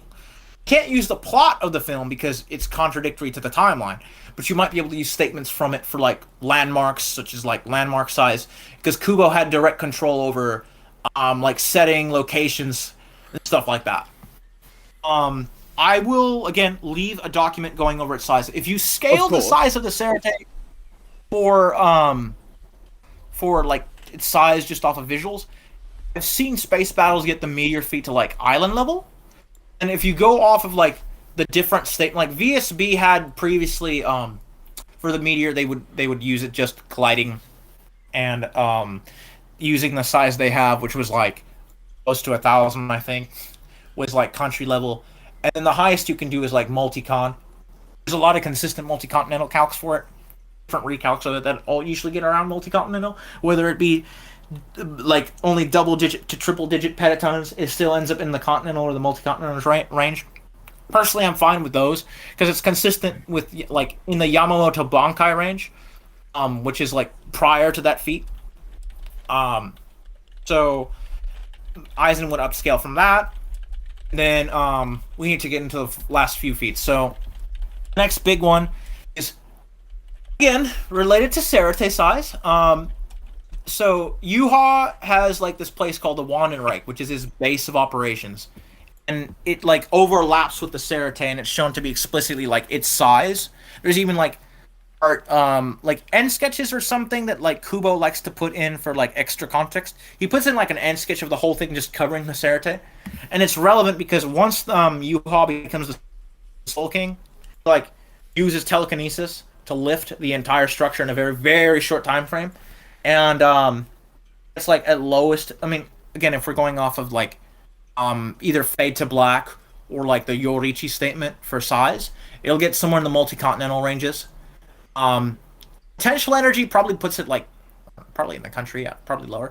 But kinetic energy should be fine because he makes it go like he stops it to reform it as his new holy palace called Walroot, I believe.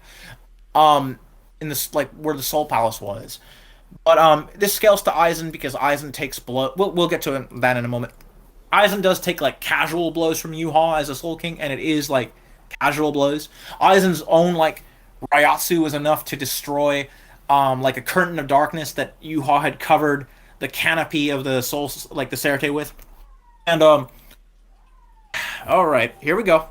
Here's another controversial thing. The feat also depends on how like the distance between the Soul Palace and the Soul Society, which is super controversial because you have to determine at what speed Ichigo was going for 9 hours and 15 minutes.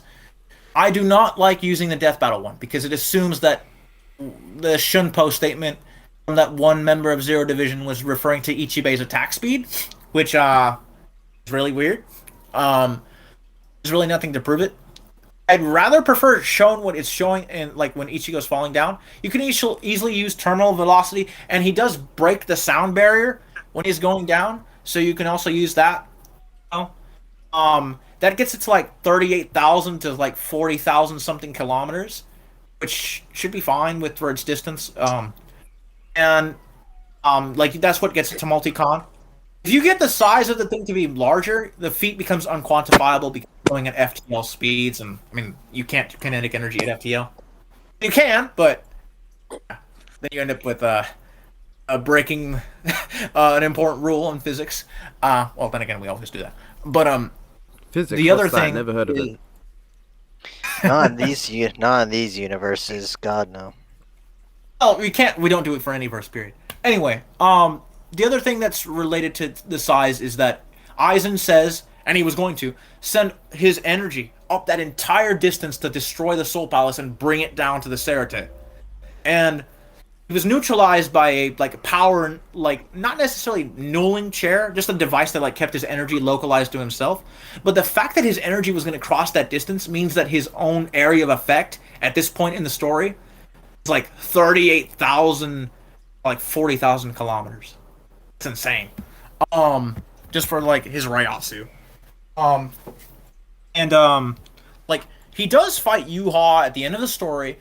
Yuha wins, but Aizen takes several blows from him. One causes some bleeding from his mouth, but he's perfectly fine, and he keeps going while under the effect, Yuha's being tricked into thinking he's other people. He gets his arm blown off by the Almighty, but the Almighty negs durability, so it's not really an anti-feat. We know it negs durability because it one-shot a guy that was relative physically to Yuha, Ichibe, and it broke Ichigo's Bankai no difficulty, even though Yuha states that it's a threat to him, and it was later proven to be true when it killed him. Not talking about the power null aerial, I'm talking beforehand, when he gets tricked by Kyokusugetsu, he gets just turned into a pile of liquid by that blast from the Bankai, so it's very much a threat to him. And he was still able to break it like a twig with the Almighty. I mean, he can go past Orihime's barriers when previously he couldn't cut them with the Almighty. So it's very much Dur-Nig.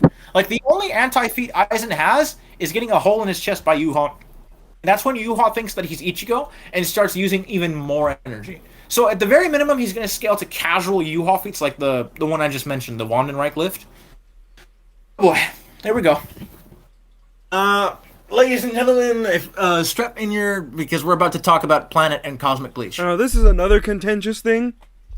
Yes, it is. So I was gonna walk into a Bleach place. He's gonna be like, "Hey," if I'd be like, "Hey, Cyber, you a fan of Bleach?" And he's gonna go, "Now, see, that's actually a very contentious topic." I mean, Bleach and Cosmic. How far are we in? And I've just gotten to Universal Bleach. About an hour and a half. Oh boy, here we go, the big one. Right off the bat, I'm going to say that the Planet argument is way easier for people to buy. Okay, so the first film is stated by Kubo. Okay, so he had a chapter, right, where Ichigo remembers the events of the first film. He references it. There's an end sketch where Kubo even says, go watch that film to understand what's going on.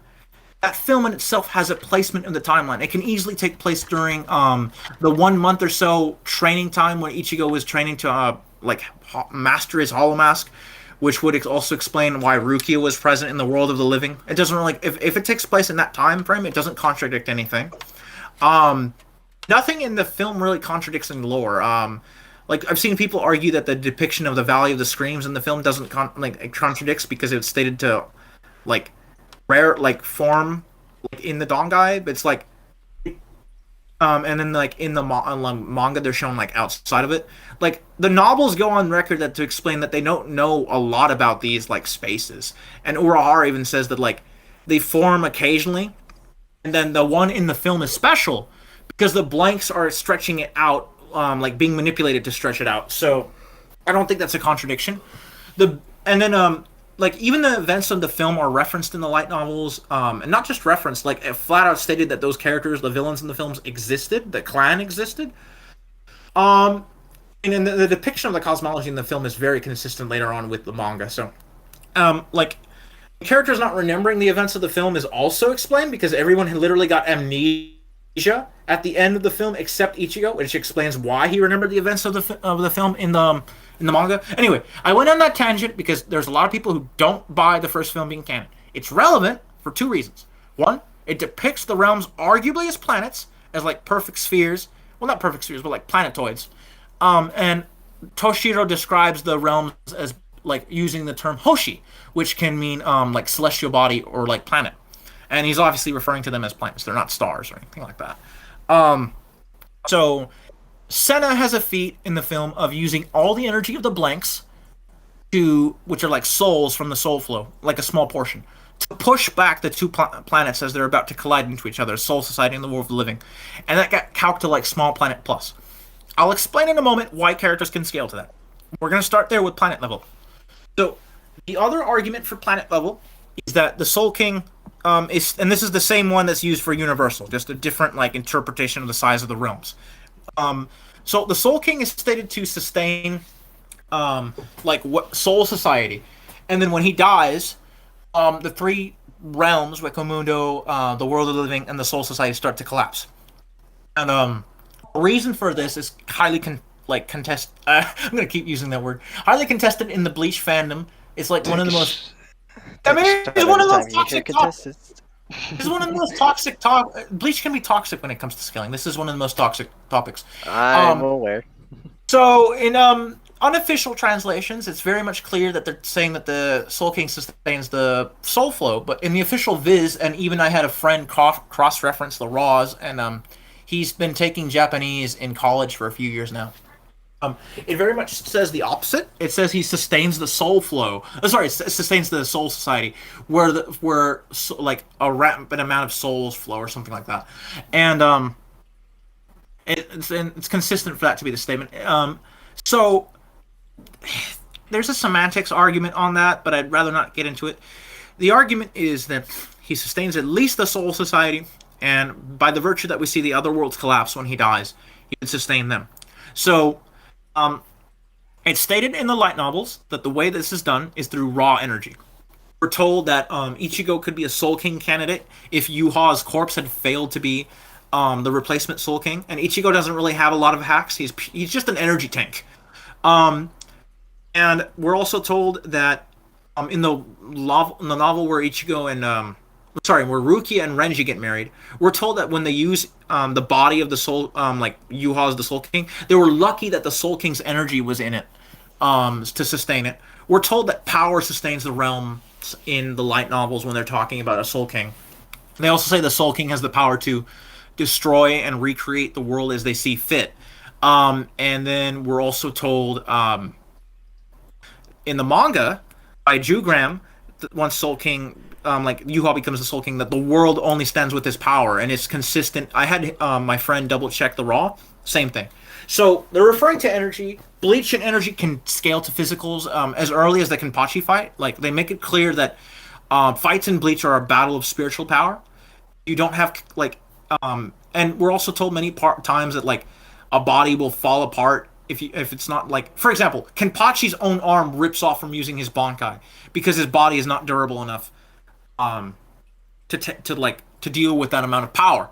Hollow Ichigo even says at one point that I think a weakened Ichigo was barely like standing because of just the amount of raw energy and his body couldn't keep up.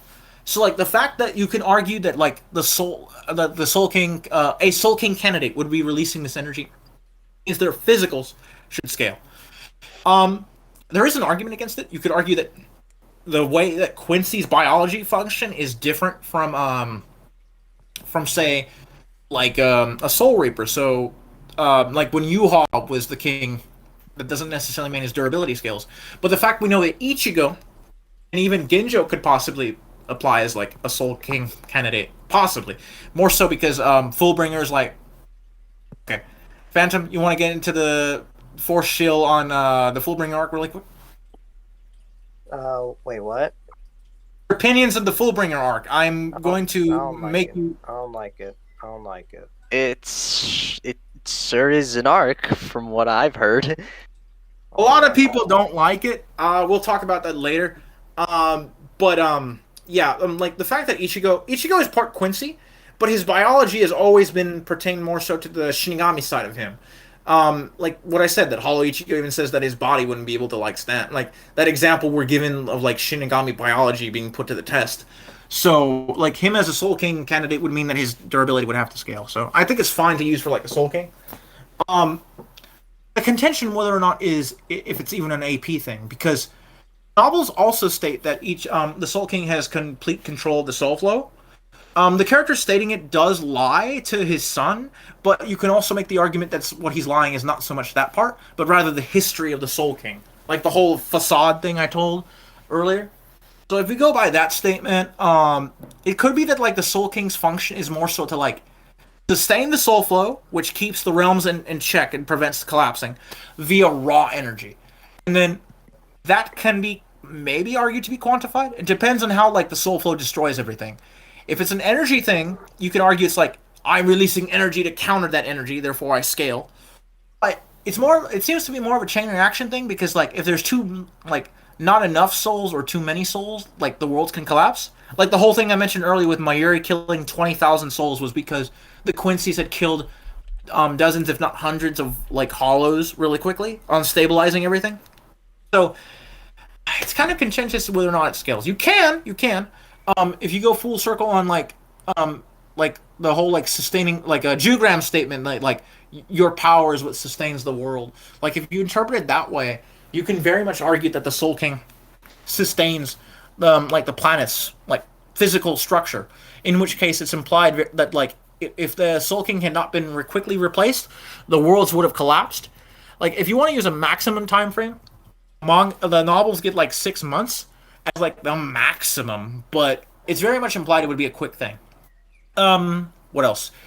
The reason characters would scale to Senna is that Senna's using a small portion of the soul flow to release energy, and I know the dub says she releases the memories of the blanks, but that's a mistranslation. There are multiple fan translations, and even I think an official one as well, that mention it's the energy. And I had my friend go through the raws, like, and by that I mean like the dialogue, right? And he translated it to energy as well. It wasn't the memories. Memories doesn't even make any sense because she can't really do that. She had all the energies of them, so she releases all the energy of the blanks, and it's a small portion of the power of the soul flow. So if the Soul King has a control over the whole thing and releases like energy to do that function, at the very minimum, I think it would be fair to say that like his energy output would be comparable to Senna's. So it should be at least in the small planet plus range, potentially in the planet range. If you want to argue Wekamundo is a planet, that would put it at 3 times planet, but there's not. Wekamundo being a planet is like something that we can't really prove. Maybe it has a moon. And like in the colored version, you can see stars in the background, over like the giant desert. But we know that at least the world of the living is at least Earth. It's a Earth. The Soul Society is supposed to be like a mirror image of it, even stated in the data books. And like I said, they're depicted as planets in the first film. The first film is the only film you can argue as canon. The other films are not. I think, like I said earlier, the third film you can use the setting only, but that's it. And Hellverse is a thing. Of course it is. Hellverse has it's meh as a film. It has like the best animation of all the films. Hands down, I recommend the first film and the third film for the writing. The second film is snooze fest. You'll only like it if you're a Toshiro fan, and even then, it's kind of boring for Toshiro fans. But Hellverse has like Ichigo, as Hollow Ichigo stated, like and shown to be able to like endanger like the world of the living. It's more like he can destroy layers of hell or like damage it. And there's like concept art that was released by Kubo that translates to him like saying that each layer is like a world. But it's like that's kind of vague. It doesn't really prove it's like a planet. They're like their own, I guess, like mini sections of hell. He even calls them layers. And like I guess you could use the argument that like Hollow Ichigo's Sero was like the only thing that can break the chains of hell, and Yamamoto knows that's like impossible normally, which maybe you could say he scales above Yamamoto.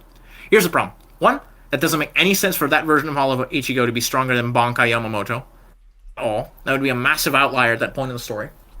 And two, there's been a recent Hellverse chapter where Kubo is rewriting the events of Hellverse as he pleases now in the manga eventually. So the film's like possibility of being canon, even setting wise, is really not on the table anymore. So it's like kind of you can't really use Hellverse feats. I mean, there's like a moon busting feat in Brave Souls by like um, second Espada, Baragon in like a hypothetical form, but that's not canon at all. Um, Aizen gets like a super form in that game, a hypothetical. What if he became like the Soul King?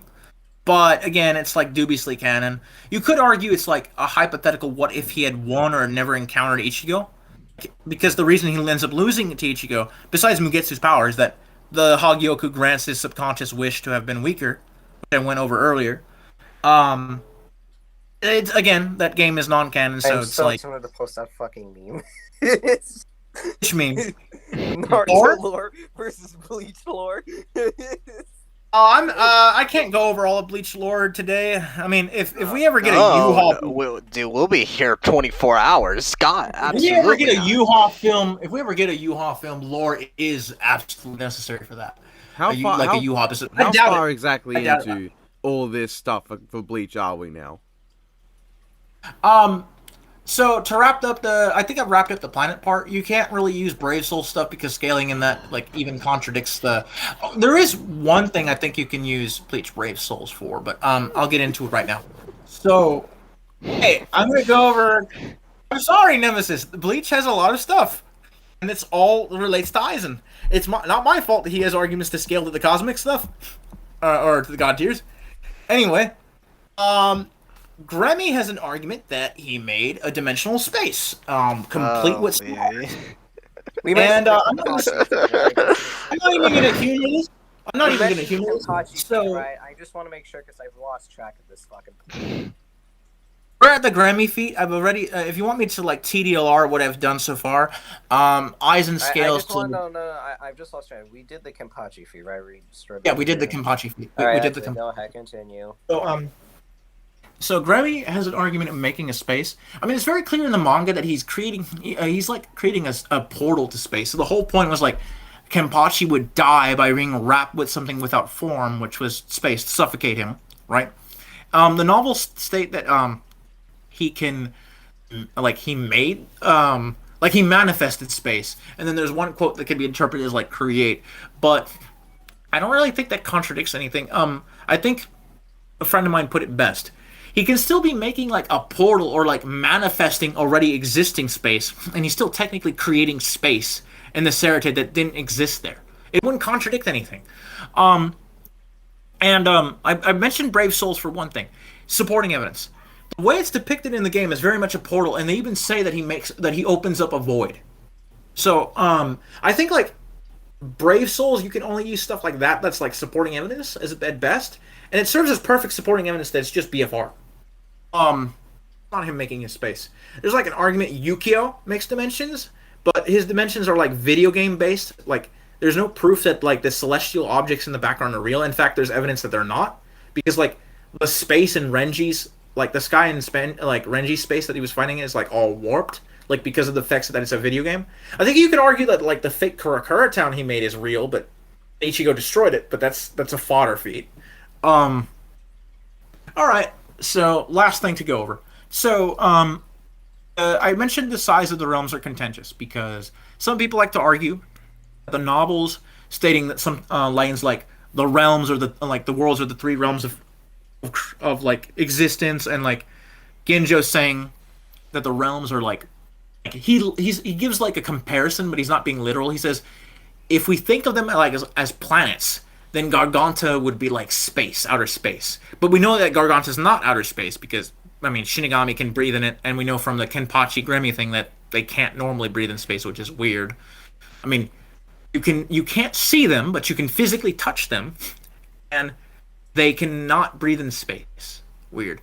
But we anyway. So that the whole argument there would be that he's not literally saying they're planets. Realm is kind of vague. A realm can be a kingdom. That doesn't inherently mean that the realms are like that's like a universe in three pieces. The best argument for it is that like we're told by Tokinada if the three realms had been merged, everything would have gone back to the old universe. Here we go, Sekai. So every usage of the word universe in Bleach is translated from the word Sekai, including when Has it been an hour since it's just been Bleach? It has to be. And we'll get back to Naruto in a moment when we go over hacks. You can probably do Madara's section before hacks, like character discussion if you want to. No, you do that. You're Um, better at this than me. You're fucking better at this than me. I don't even have all the stuff I need for him to discuss in character. You fucking do it. Oh my fuck. you wrote it. You read his character bio. You wrote. It's beautiful. Anyway, so to wrap up the realm thing, Sekai can translate to world, society, or universe. And originally, I was under the impression it cannot translate to universe as in space, but apparently, I found a citation that it could mean similar to Uchu or space, but I don't think it really matters. The Viz chose to translate it as that, and they are the official translators. That is true, but context based, I think it's more supported that the worlds are. And it's you could argue they're beyond that. It includes the stars and whatever. That would make it way high end though, and kind of whether or not it's consistent. Um, Mainly the fact that like suppressed Shiniga. I mean, I guess you could argue he wasn't suppressed in that scene, but like true Shikai Ichigo could kill the Soul King. Um,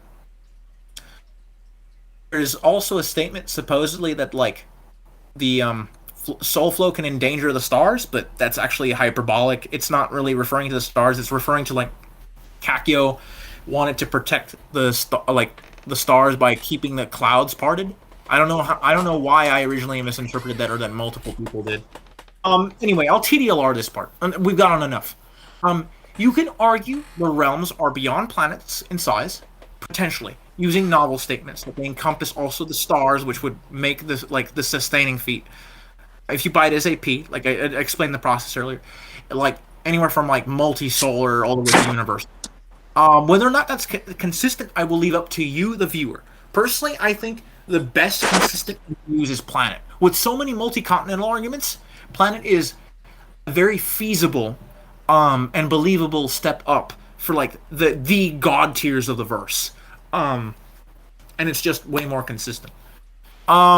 There's like the feat of the Prime Soul King splitting the cosmology, but no one scales to that. No one scales to Prime Soul King, so it's irrelevant.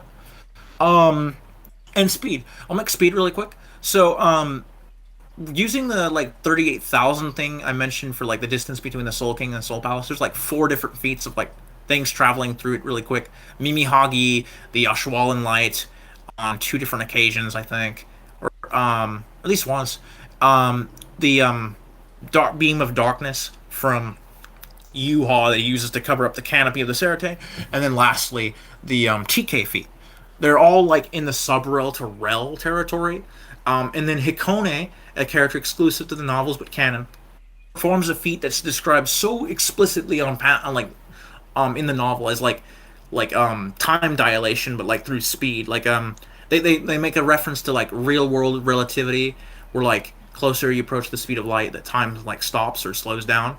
And I remember a citation recently I went through recently that got that to like 0.7 c, like still relativistic, just higher into it. You could slap on Bankai multipliers to like, do you argue that they scale to speed? But we have no proof that like we're told that Ichigo and Aizen could defeat Kone, which is why Aizen would scale. But we have really no point to like include the Bankai multiplier. Aizen doesn't have a proven Bankai, or his numbers shown it. Ceros are usually argued as light speed, but they tend to have mass or explode or bend, so you can't really use them. Or the Ballas. Quincy arrows are light constructs. They're not light speed. I've seen people confuse that somehow. The Ashwallen light, it's a maybe, but like I said, it's more like that was calced to like sub-rel or rel. Maybe it could be light speed, but it's only ever like called light like once or twice, and that's it. It's never like anything else to it. It's not stated to be the speed of light or anything. What was the last one? Oh yeah, Areniero dodging sunlight. That one is like, sorry Nemesis, but that one, Phantom, you would agree with me. That's a contentious feat, right? Which one? Areniero dodging sunlight. Okay. I think it's fine. I just think it's an outline for that arc.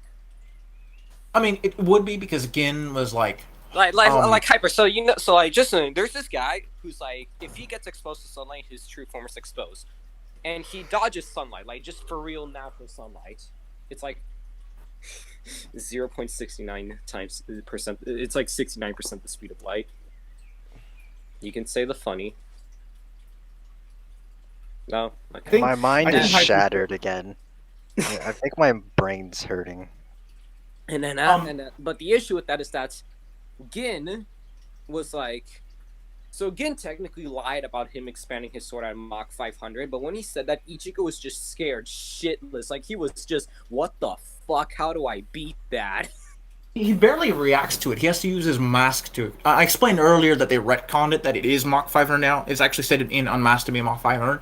But the point is, he needed his Hollow Mask to properly react to it later on. I mean, he can react to it in base Bankai, but he struggles. Well, like when he's using his mask. I feel like even if it wasn't, he was just scared shitless of a supposedly Mach 500 thing, would just, I don't know, man. There's like a I sub. know, There's a it's sub like, relative. it's really important to the fight. It's also like a specific number. You might be able to get away with saying that Gin is an outlier. Like you could maybe argue that there's a sub-relativistic processing speed calc for Uryu, but it's like even that one kind of is suspect. There's Renji blocking Among Us. There's Renji's blocking Master Masculine's beam of light, which Aizen definitely would scale to, but the problem is it's like it might be that it's like light in the aspect of being called like the attack name, not really like it's an actual beam of light. Like it does burn and travel straight. It doesn't really have any anti-feats per se. The problem is the way it's depicted in the manga. It's like we don't know if like it's an aim block really. The manga doesn't flow well. Like Renji's just suddenly there in panel, right? It's possibly an aim block. It's maybe we might see it in the episode. I would actually be honestly pleased if it's in the episode. But like that feat isn't even that good. It's like I think it was like what 0.8 C or something like that. It's like on VSP they had it above the speed of light. They had like two calcs. One got it like 1 point something times the speed of light, and then like the other one was like 0.8 C or something like that. I mean that would be consistent, I guess, with other stuff. But the thing is, it's ridiculously above like the other calcs or like the other rel stuff, and Hikone is treated like as a speed god tier with only like Kenpachi, Ichigo, and Aizen being able to pretty much keep up with Hikone, which like makes Renji being light speed in Shikai, Shikai, yeah, kind of at that point. It might be possible, but they would get no higher than that. You really want to push it, you could say Aizen scales to that, and then it's like say that Renji would still be slower in like Bankai than Aizen, and then say that like that's a 5 to 10 times multiplier. But that's way too much guesswork. That's way too much assumptions. I'm not gonna go with that. So TDR for Bleach stats for Aizen, if you're still here with me. Thank you for being here with fun. Partially, it's mentally. multi-continental to planet level, most consistent. You can argue the cosmic tiers for Yuha and Aizen went downscale, but I don't think it's personally that consistent. And then you have him anywhere from like sub-rel to rel, with maybe a possibility of light speed. That one is kind of like eh. That's where we're at with Aizen, and we haven't even gone to hacks yet. Phantom is currently deafened, so okay. I guess I can do like the Madara character analysis, but the Madara character analysis. Madara character analysis. Sorry, Nemesis. We just love this matchup so much. Oh. Madara character. You don't analysis. worry, you'll never get used to it. I haven't for the past 1 or 2 years. I was thinking of the Moderate editing character- process for this. I am so sorry. The Madara. I mean, you don't really need to put scans in the character analysis parts. Anyway, I'll just link a document or something with like the eyes and stuff. Anyway, the character analysis for Madara. How do I make this quick? Okay, so Madara, like, I mean, grew up like in a wartime, right? Met Hashirama as a kid. His like best friend, and like. But then after he found out that they were like literally on the opposite sides of the war, he had to abandon him, and he had to. I mean, he had to, you like, literally had cut ties with him. Hashirama's younger brother murder one of Madara's younger brothers when they were kids. And Izuna would later be mortally wounded as well. And when they were Madara more had to adults. see his brother be put in a coffin, basically, and it's kind of fucked up. Yeah, even when he got like the the Mangekyo Sharingan, eternal Mangekyo Sharingan from his brother, he still lost. Like, Madara and Hashirama did eventually make peace, right? They founded Konoha together. They strove to make peace with everyone. Madara has this very beautiful Naruto ending, where it shows like the history of like shinobi, of like ninja, right? War all the time. And then there's this scene of like Madara and Hashirama's hands are coming to each other to form peace, and then we get the stab. So, which relates to like how his life continued, which was eventually he saw that the people in Konoha favored Hashirama. Like, he was put off to the side. Um, he saw hypocrisy still going on and that war was still going on. He wasn't satisfied with this answer. And then he saw the Uchiha tablet, which relayed to him a story of the past and the story of the infinite Tsukiyomi of the past as well. And he became disillusioned, and he became convinced that the only way to true peace was that the infinite Tsukiyomi, which is why like he led the failed experiment. I don't know how think it was failure. if I can pull from my good friend DJanger, give me a bit. Like I was gonna mention that like wait, he goes on. I got one. All right. The ninja world was divided because it naturally demanded conflict. The existence of a superpower like chakra was always going to lead to people fighting. Madara even realized this himself, and that's why he defected from Konoha. The way he saw it, the peace that Hashirama wanted, where everyone worked together to help each other out, was complete utter bullshit and destined to fail. And the only way for true peace to exist was for someone to dominate everything. Sounds a lot like Aizen, no? These two were made to fight each other. Anyway, he failed in his battle with Hashirama, his final one, and he died, or so Hashirama thought.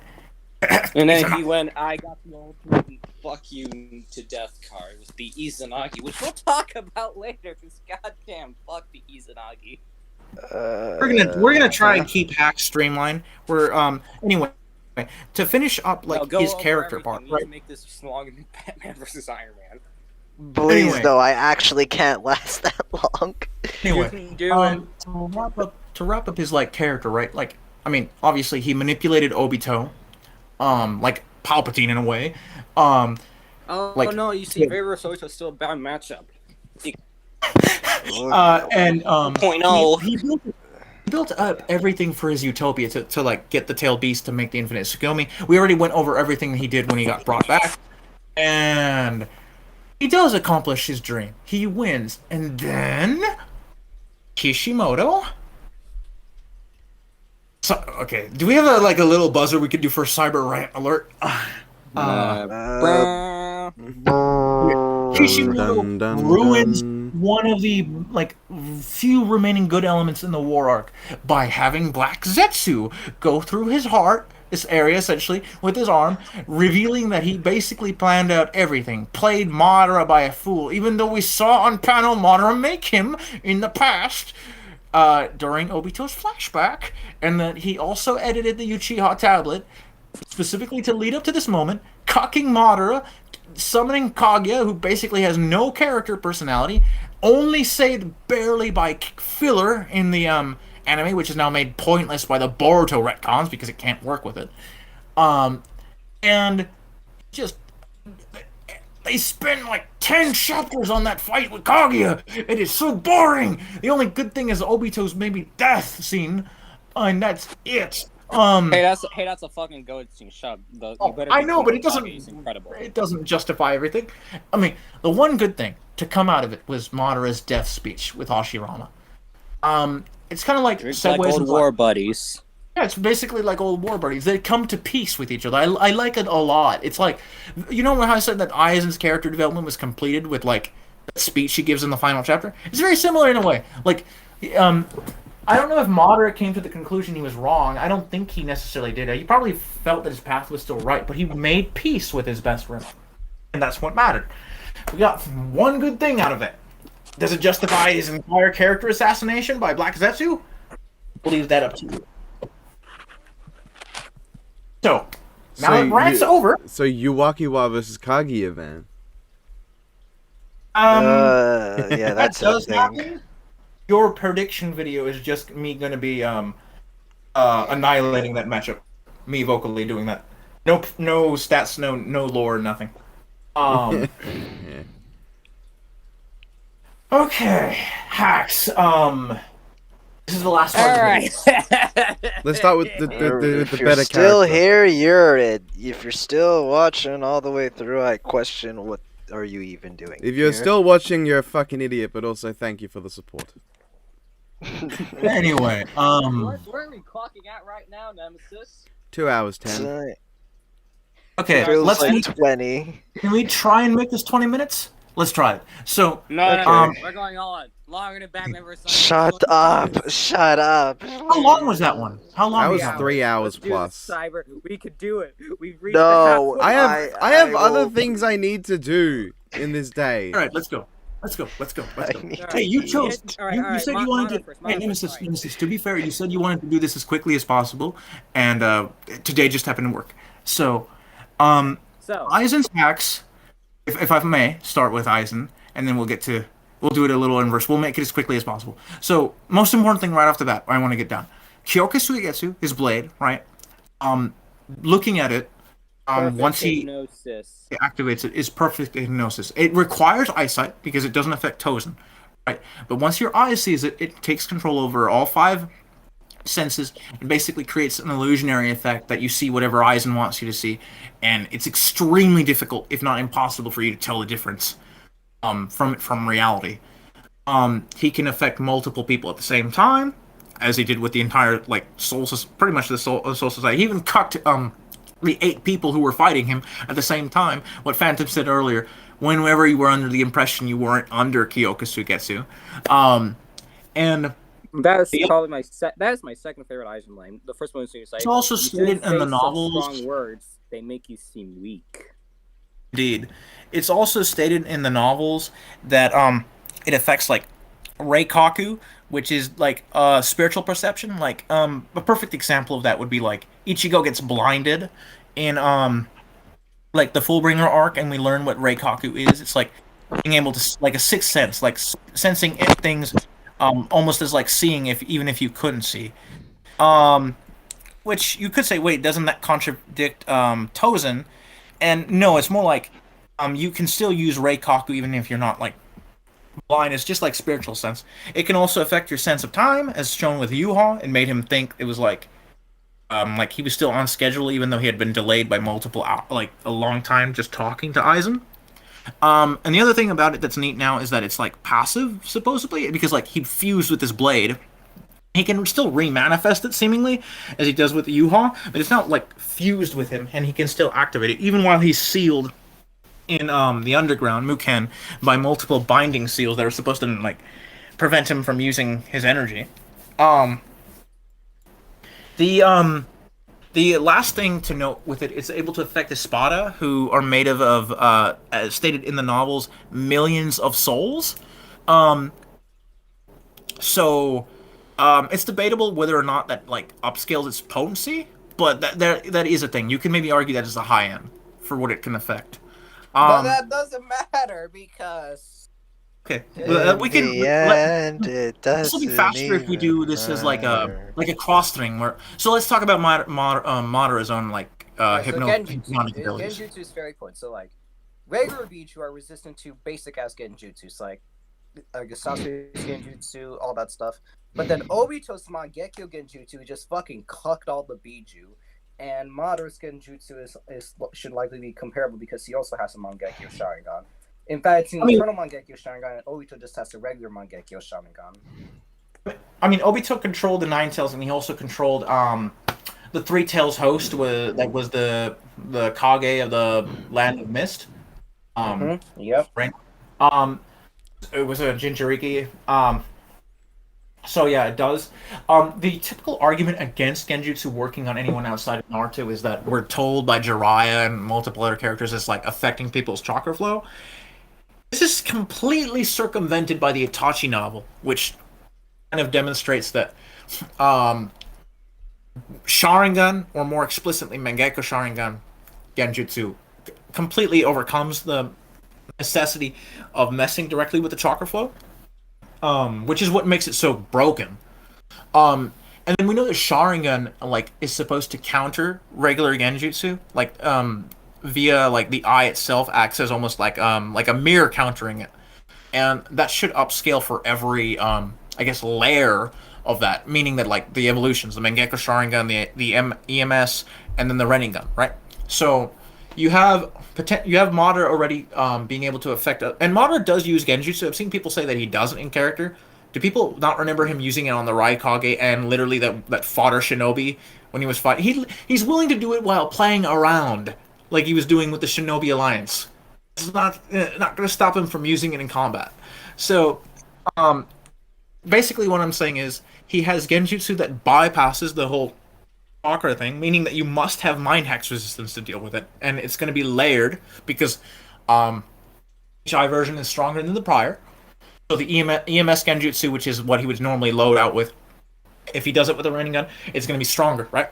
Same thing with countering illusions. So Kyokusui gets to affecting eyes, and Madara is an interesting debate because hypothetically he should have a counter with the Renningun. You could scale his Renningun maybe ability to like block out genjutsu to like Sasuke's Renningun being the reason that he's not affected by the Infinite Tsukiyomi. Speaking of the Infinite Tsukiyomi, the Infinite Tsukiyomi, the entire population of the planet minus like 5 people, which is higher than Aizen's millions of souls. Yes, the Infinite Tsukiyomi affects billions of life forms on the planet, animals included. And the moon, like I've seen people argue, the moon makes it stronger. That's not exactly true. The point of the Infinite Tsukiyomi from the moon is for everyone to be cast in. It's a lens. It's literally a reflective lens. He should be able to use it whenever he wants to. The area of effect is just going to be smaller, but I mean, it'd still be useful in a close combat, which is this is going to be. All right. So the his eyes and also Senjutsu sensing ability, which he also should have, which he got from Hashirama, absorbed from Hashirama while living, would give him the ability to see Aizen. We already established that Shinigami can be touched. The Viz translation says they can't, but that's a mistranslation. It's only that they cannot be seen by normal people. But again, Madara will be able to see with his ocular ability. At the very minimum, the Renningun, because the Renningun can see Sasuke's Renningun, right, as an example, can see the Limbo clones, which exist on an entirely separate plane of reality. Naruto was able to see his own soul, as established, right? And I'm pretty sure Renningun users can see the soul when they rip it out. So that's another bonus. And also people have been able to see souls before, like other examples. I don't really think that like Aizen would be invisible to Madara at all. Maybe if like Madara just has his normal eyes act like the Sharingan completely off, but beyond that, nothing else. And again, Senjutsu would give like some sensory abilities. You can maybe argue Senjutsu can't sense things that aren't chakra, but pretty sure. I mean, at least his eyes would be able to see him. So equipment. We'll get to Axe in a moment, but I will say equipment. Zanpakuto is inherently superior to the Gunbai in any way. Like Gunbai's only advantage to it is like attack reflection, and that's it. The fact that Zanpakuto can like arm spiritual like souls, well, they can kill souls if they kill the being with it. And we've already established Kyokusuigetsu inherently makes Kyokusuigetsu way more superior to the Gunbai. All right, so where do we go? I want to talk about a moment. Go crowd control. All the numbers advantage Madara has. Bring that up. Clones. Oh yeah. So he can make at least 25 wood clones. And then he has shadow clones on top of that. And he has limbo clones, which Aizen can't see. Aizen can sense them. Yeah, so Aizen is able to see. I know. I'm just saying that he can sense them. He might be able to fight them while sensing. It depends. So he was able to sense events in Muken, and the data book confirms that Muken is another like an entirely separate dimension from like regular Soul Society, and yet he was able to sense events going on in the Soul Society during the war arc. Also stated in the data book, like 13 Blades, that it's not an actual infinite space, even though people argue it is. It's not. It's more like being inside of it creates this like warped effect that it's infinite, but it's not really. I'm tired of seeing people argue that. Just wanted to segue that in. Anyway, point is, Aizen should be able to sense them to a good degree of what they're doing, but he's not going to be able to see them. Is a problem. Just because Aizen can see other souls doesn't mean he's going to be able to see entities that exist on another dimensional plane.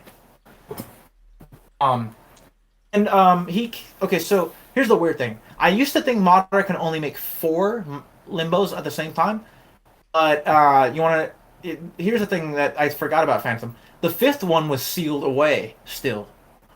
He should technically be able to make 5. Now the thing is, limbos aren't shown to be able to use ninjutsu, but they're morally physical. But a Ninja Storm does support them using ninjutsu, so that's very much up to your interpretation if you think that's a valid source to use. Yeah, that's fair. If you do buy them, being able to use ninjutsu, they can all create Susanoo, and that would also give Madara like a flying Susanoo. Honestly, he should probably have. Kakashi had a flying Susanoo, Sasuke had a flying Susanoo. I don't see why Madara wouldn't have one.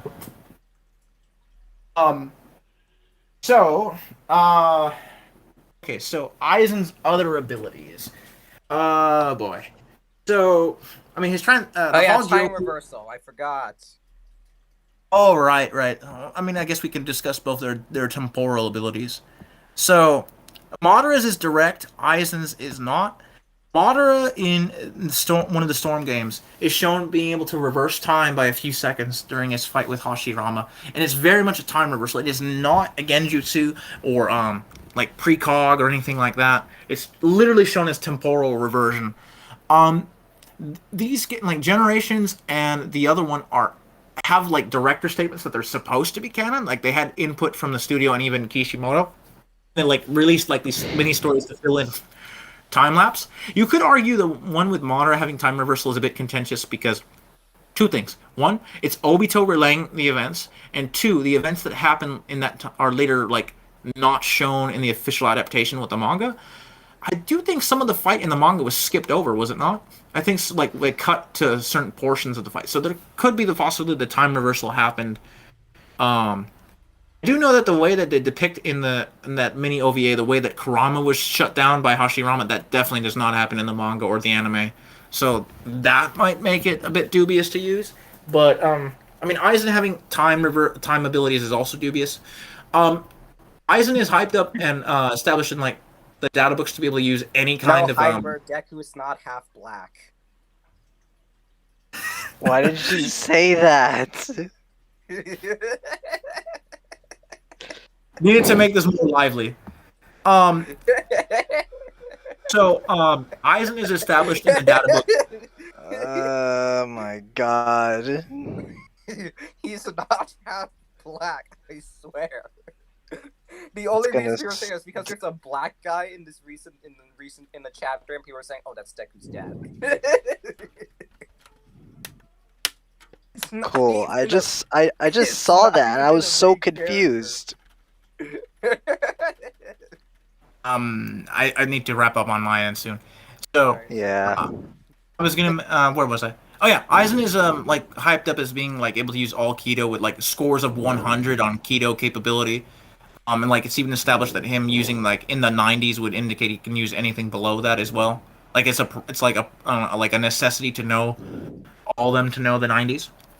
That doesn't inherently mean he knows the time-stopping one. The time-stopping one is like not a numbered one. It's like a forbidden technique. He might know of it, but we can't really prove he can use it. If he can use it, it would give him a localized time stop, briefly, that he can use. Which technically Madara would have no counter to. But Aizen doesn't really have a counter to the time reversal either. Yes, get fucked, Aizen, you loser. Yes, they might counter each other. So, okay, let's talk TSO. Oh god. All right, so, you want to go? Okay. So unfortunately, I was under the belief that the True Signals were soul hacks because when Madara used them on Minato or Obito, Minato can't regenerate his arms back. No, Madara did use it on Minato. He slashed off the other arm while Minato was using Senjutsu. I'm stupid then, Bled. Okay, yeah, and then when Minato's soul was going to go back to the afterlife, we see him without his arms still. So me and others interpret that as Madara's true Seek orbs can affect the soul, but Cyber he's a fucking. The problem is it's established that he's a cunt, a bloody cunt. Yeah, it's established that the TSO's function early on is they nullify ninjutsu. Nullifies all ninjutsu, and the Edo Tensei is a living ninjutsu. So you could argue that the soul's like showing is more so that's like just reflecting, like the ninjutsu having been like affected by it. The arms like aren't able to regenerate because of that, not so much that the soul has been destroyed, which is why it reflects showing Minato as he ascends to the afterlife. Not so much that it has like soul axe destruction. It having soul axe destruction would also be weird because it was used on Sakura, leaving a hole in her body. And even then, she's also able to heal it, which is also weird. I guess you could argue since but more so it's like we agree it was like space-time manipulation, spatial manipulation. Okay, so TSO has so much hacks, it's ridiculous. All right, let me get the thing. Hold on. I have the list. All right then. So,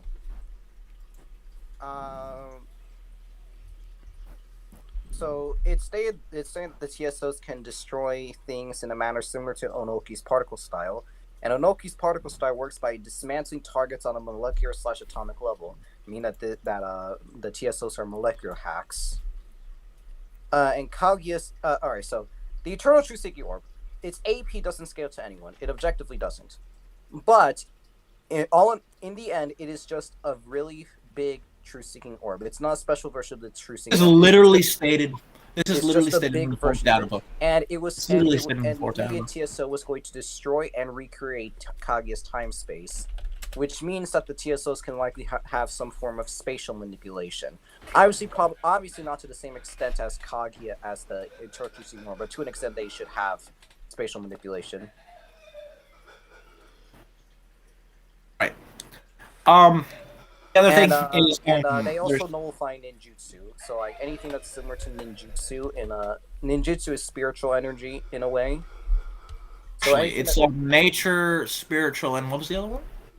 I think it was just that. But like basically anything and nature. And we'll talk about what other stuff Madara has with his other eye soon. So did you also bring up there was atomic destruction? Yeah, I did. Onoki. Yeah, it's also stated by that it would like erase anyone it touches, and we see that it like just like touching the ground just like materializes a crater out of nowhere. I don't really think it's like. So all in all, the ETSO is TSOs are matter manipulation, power null to an extent, not to every single weapon, but to certain specific types like nature energy and spiritual energy. It's power null to those. It is spatial manipulation and potentially existence erasure, all in one ability that Madara can have at any time. Fair, I think the inconsistencies with it could also be explained away in that like the effects of it aren't always present because they're like depends on the will of the user. I think you can definitely prove this because Obito's like TSO isn't complete truly until like he fully takes control of like his Jubi form. It's very much like seems to be like a conscious effort thing, which would explain how Sakura is able to regenerate. Although if you do buy it destroying the soul or damaging the soul, there's a little thing that not too known about Sakura. Regenerative abilities at least at point are definitely comparable to like Tsunade. And what was Tsunade supposed to do in part 1? Do you remember, Phantom? Wait, what? Tsunade was supposed to heal Orochimaru's soulless arms. Yeah, right. Yes. That was the thing. Orochimaru lost his arms because of literally the soul part of his arms were cut off. It was missing the spiritual. He would get that years later, but the point is, If she can heal arms that are lacking of the soul, the only way that Orochimaru was able to get them to function was to get back, the missing pieces of his soul, that they couldn't be healed normally through healing ability. That not imply that Tsunade has spiritual healing abilities. Yeah, and thing with the Ten-Tails Jinchuriki, Madara can nullify spiritual energy. Like he's invulnerable to spiritual energy. I guess you could argue that it's more like he's invulnerable to like ninjutsu. Which is spiritual energy and natural energy. Remember, Sage Mode techniques can work on him, and they would also still have spiritual energy, would no? I suppose, but that's more the point spiritual. Is it's going to be useful when most of Aizen's attacks are composed of spiritual energy. I mean, I guess it's consistent because like Otsutsuki cannot like absorb natural stuff. Like they can absorb like stuff like Amaterasu, but they cannot absorb stuff like the flames of like that one mountain that was used to kill Jigen. So basically, Madara has a slight invulnerability to spiritual energy. I know it's ninjutsu in general, but I'm going to say spiritual energy because that's what most of Aizen's attacks are composed of, and that's going to be very useful. Alright, so I'm not going to spend too much time on Aizen's thing. I'm going to break down the amount of Keto he has, and then explain if he can like take down let me go over if I've missed any hacks for Madara quickly. We went over... Alright, hold on. He has, we've established Genjutsu. He has the clones. He has multiple fire techniques. He has the time reversal. Susanoo, right? He can manifest Susanoo, and he has meteors. He should also be able to use, all the abilities of the Rinnegan. Wood Dragon can absorb chakra. Yeah. He has all the abilities of the Rinnegan, which includes Chibaku Tensei, Shinra Tensei, Benshoten, and the gravity abilities. The ability to remove the soul, which technically isn't going to work on these because precognition with the Sharingan too. Somewhat precognition. It's limited precognition. Yeah. We forgot the Rinnegan. Okay, the Rinnegan's important. We're just saying it. The Rinnegan grants gravity manipulate, right? Including the Chibaku Tensei, which is sealing as sealing abilities and energy absorption. Right. The Rinnegan can absorb energy from. What? I just realized something. If Madara kills the limbos, if Aizen kills the limbos and they don't fade away, couldn't he use the Hell Path to bring them back to life? Oh God! But no, Madara can also absorb, and thanks to the Naraka Predapath, Madara can absorb energy, and it has worked on those against it has worked on those with even higher AP. Like the Predapath could absorb energy from Naruto. Sage It works on Sage Chakra. Here's the thing: the Predapath is weird because it works on Sage Chakra as well, which can harm. Jinchuriki of the Ten-Tails, which is weird. What else? The Chibaku Tensei is... There's this guy. Alright, the Predapath, an endless whirlpool that sucks away every jutsu. This jutsu causes the body's chakra circulation to flow in reverse, sucking away the jutsu of the target. The absorbed chakra disperses inside the body, and the power is sucked away as if into a bottomless swamp. It's a good ability. There's Chibaku Tensei's ability to seal. You could argue Momoshiki broke out with raw power, and he was like still comparable to Naruto and Sasuke. But at the same time, I've seen people argue that Kaguya was sealed, but she was power nulled by the seals on her body. That's not really a good thing to use. Naruto broke out of one as well. Madara has summoning. Madara can summon various animals. Oh yeah, and a few of them can like regenerate or like the dog can keep like forming new ones of itself. It's stated in this is a very weird statement. It's stated in the data book. In order to have Susanoo, you must also have a Materasu and Susanoo. So this would imply. He can create chakra chains that restrict the power of anyone they make contact with. You can also summon the Ghetto Mazo to steal this, to like rip out the soul, but again, that's useless against someone like Aizen. He also has the chakra rod. He also has the chakra rod. So just a TLDR for Madara before we go to Aizen. Multiple fire techniques. Susanoo, multiple versions of Susanoo, one of which can fly. Wood dragons can absorb chakra.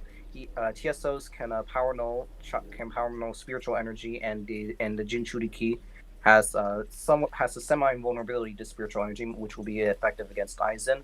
Genjutsu and Infinite Tsukiyomi are better than Kyoka Suigetsu in most circumstances.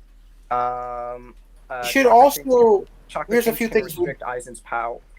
Chakra chains can restrict Aizen's power to an extent. He has multiple clones with wood clones, shadow clones, and limbo clones. He has minor precognition with the Sharingan, and the Rinnegan gives him energy absorption. Soul Sting, which will be useless against Aizen, given how Aizen has survived attacks from to the soul. And Here's the thing. uh, I forgot and two gravity things. manipulation will greatly hinder Aizen's mobility. Oh, and I forgot a few things. He should have technically everything Obito showed, which was making like that giant barrier, like that massive area. Yeah, that with too. And also, one more um. thing, time reversal. So Madara's a very hacksy person. I don't think I even got through all of his hacks, but that's a good He number. should also be able to like manifest a tree. I mean, he did on a planetary scale. And even like the localized version that Obito did, and the tree can attack for him and can also absorb chakra.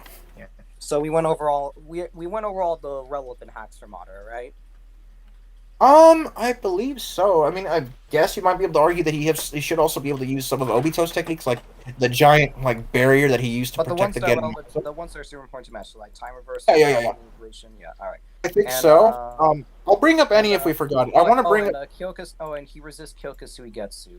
Okay, so the argument for him resisting Kyoka Suigetsu is that established earlier. It's through the eyesight, right? Originally through you have to see it as it's released.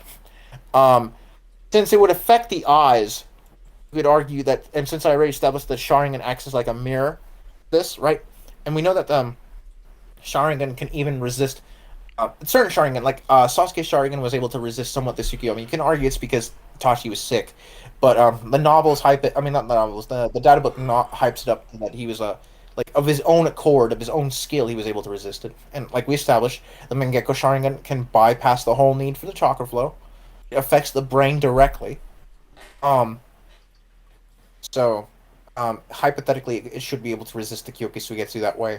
And like I said, the Gun gives Sasuke the ability to like neutralize the effects of the infinite Tsukiyomi on himself. And I mean, Madara has that, and he also has like a complete Rene Sharingan in his head. Oh, one last thing: Tsukiyomi is stated to be like an entire time space that the user can control. Um, and it might be comparable to to Orochimaru making like a mental world that was called the universe in the manga and the anime. To be fair, Universal Madara, let's go. no, it was like he can't. I can't remember the exact like term. I remember that it translates to like realm or domain or like world. Arc was saying so. It doesn't necessarily have to be a universe in translation. It could be like a Viz thing again with like the Bleach realms. But even the weird thing is even the anime translates it to like universe. Um, so you could like an entire mental space being that big. So like that would upscale the Tsukiyomi's effects. Like it's interesting. Like Madara is able to like completely create entire mental worlds in like people's heads with the infinite Tsukiyomi. So and as we already established, it goes way more than like the millions of souls that like the high end for Kyoka Suigetsu can affect. Um, okay, let's wrap this up. So Aizen having all that keto would grant him paralysis inducement with like 10 different Bakudos, force field creation, including the ones that he put to the back of his neck, light manipulation, energy manipulation, limited transmutation, Bakudo 37. In fact, while we're doing this, let me look that up. Bakudo 37. Like established earlier, he might have the time stop.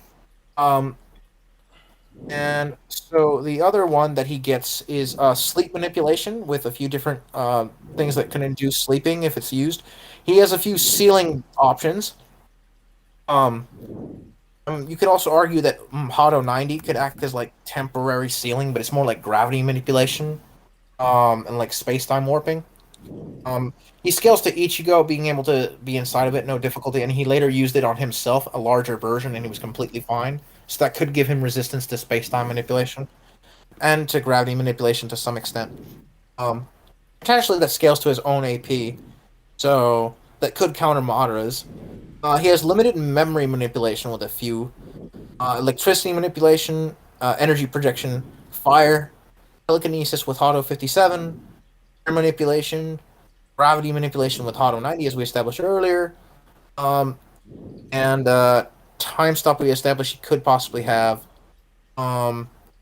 Okay, and he also might have access to.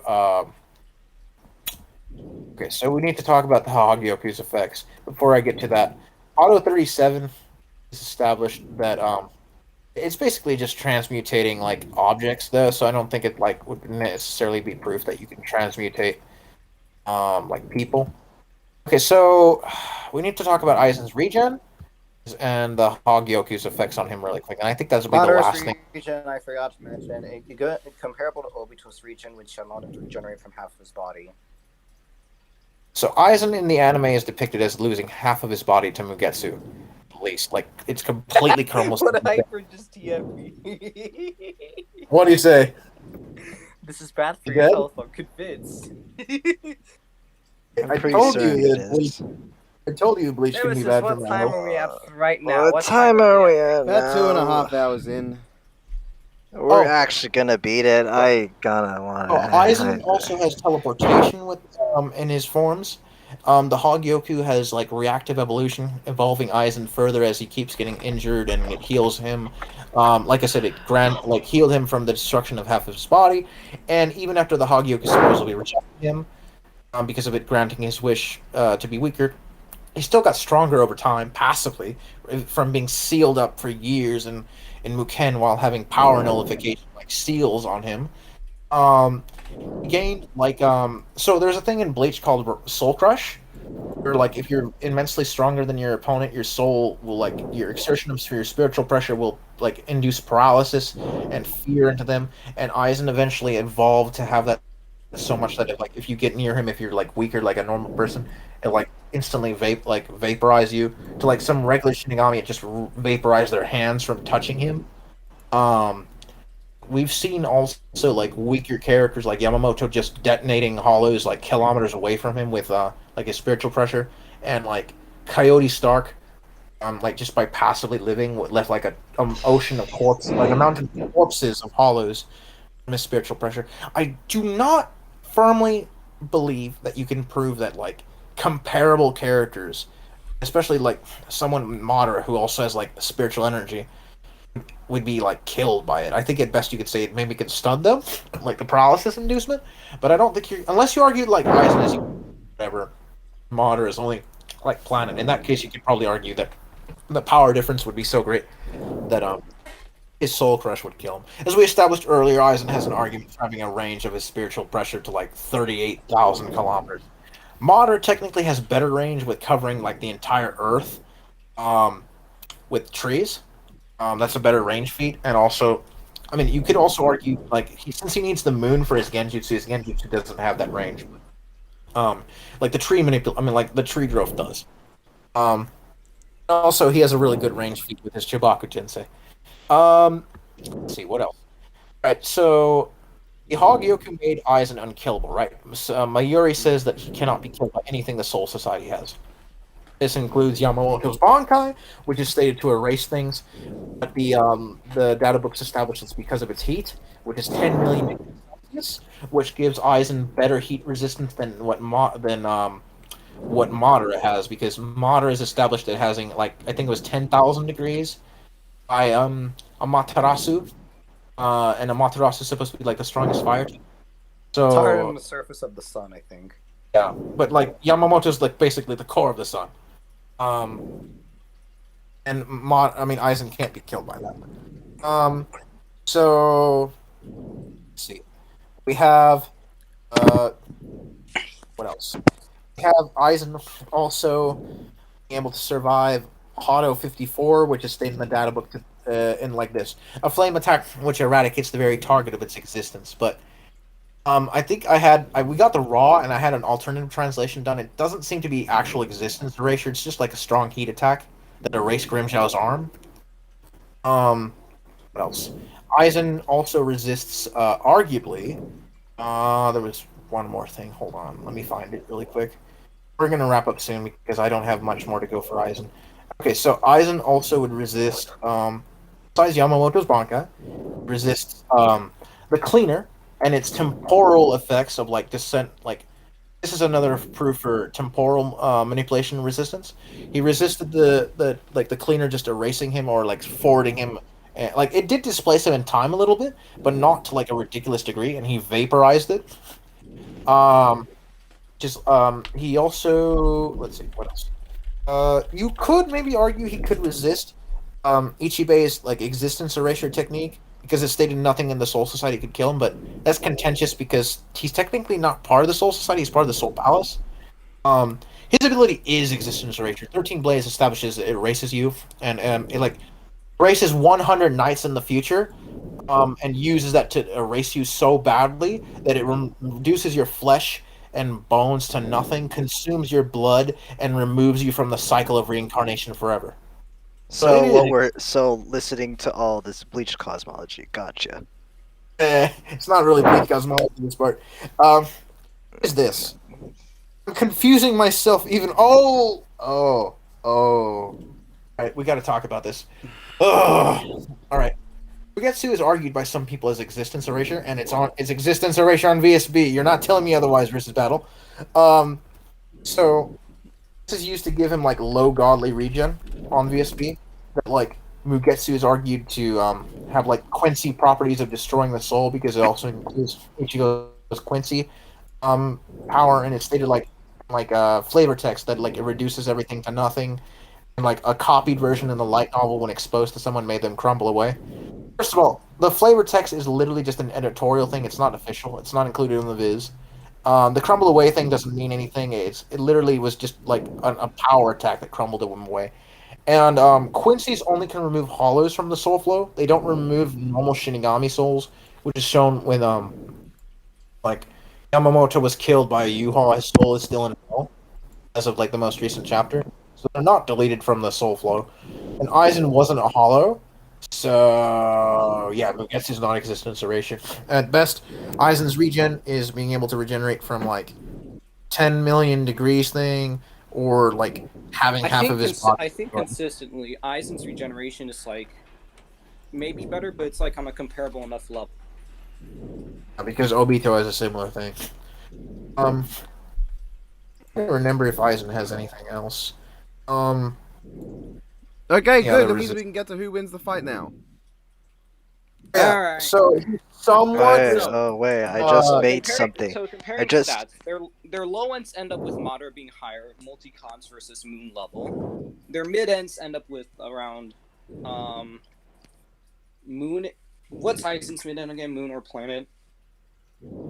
His mid end is like small planet plus. Yeah, small planet plus versus small planetish Madara. Aizen would be higher into it, I think, but it's not that big of a gap. And their high ends would be Madara being baseline plant to 4 times three. no wait, that's Momoshiki. Fuck no, baseline plant level to potentially large plant level based on Naruto plant size, assuming you buy those, versus Aizen being 3 times plant level. You might be able to highball it a bit by saying like true Shikai Ichigo was capable of killing the Soul King, like with the Hollow Horn could How much multipliers is that? Because with like the big 10, with the big size for like the Naruto 10, planet, 5 to 10. 5 to 10, but it's like 10. You can't really prove Aizen's skills with that. Aizen doesn't really wound Yuha. He's more like manages to cut his energy at one point, which is another reason. And he tanks attacks from him. Like I said, he really only gets damaged by like the usage of Almighty, which negates durability. Their range, right? We just said Aizen has really good range, better than like what Madara can do with Genjutsu. but if the bigger plant Naruto size, the Madara spraying the roots of the God tree would be better. I think really I think the in general, biggest it's actually contention. just better in terms of the God tree. I think really in big contention is this: does Madara resist the Kyokusugetsu? If you argue that the line novel doesn't mean that like the eyes bypass the chakra thing, then I guess it wouldn't prove that he resists like the Kyokusugetsu. But let's say he does put him under Kyokusugetsu. What does that even do? Like, sure, he has him trapped in an Madara can- illusion, but like, Yeah. if Madara uses limbos, the limbos probably wouldn't be on the illusion. They exist in a completely different plane of reality, like as stated in the data books, the world of limbo. So they could fight for Madara. Um, and like if they end up grabbing the blade, which is very possible, might accidentally grab the blade. That'll also stop the release. I guess you could argue since he can now like use it from his body in general, that's no longer a weakness. What else? Okay, so Aizen, ways Aizen can like keep himself in the fight. Kyoka Suigetsu now can like cover most of the Serite. Um, is again like several kilometers if we established, which would allow him to trap like the entire army potentially in there. He's got to deal with the army of clones. He's got to deal with the wood dragons. He's got to deal with the saunas. He's got to deal with the summons from the Renin gun potentially. Um, he's got to deal with the limbos, but he can't see that he can only sense. Naruto was sensing All them. of which have one-shot options. Potentially, yeah, if we buy that they all can use like the same abilities, like the TSO or the Infinite He also Tsukiyomi. has to Because deal like, with his mobility being hindered a lot thanks to the the thing. devil gravity manipulation. Aizen does not have any proven mind hacks resistance. He was affected by Shinji's Shikai.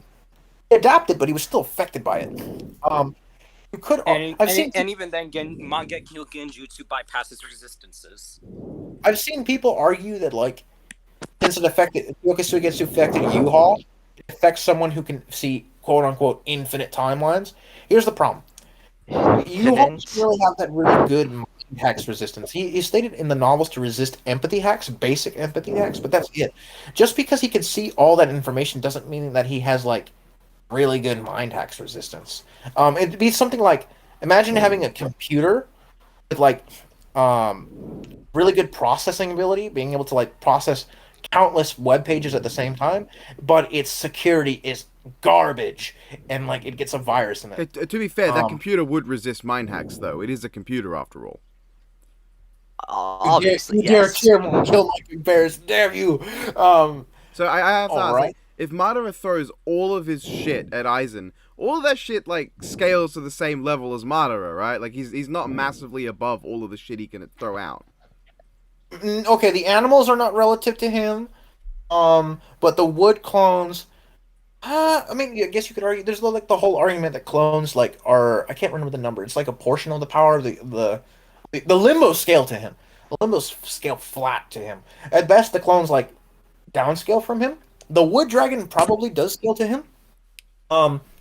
And what else? I mean, the Susanoo obviously upscales from his base state. That's the whole point of it. So basically, Aizen's going to be dealing with all this shit that is at least equal to or even more powerful than he himself is. So Also, Madara's faster because Aizen's only like half the speed of light thanks to Hikone.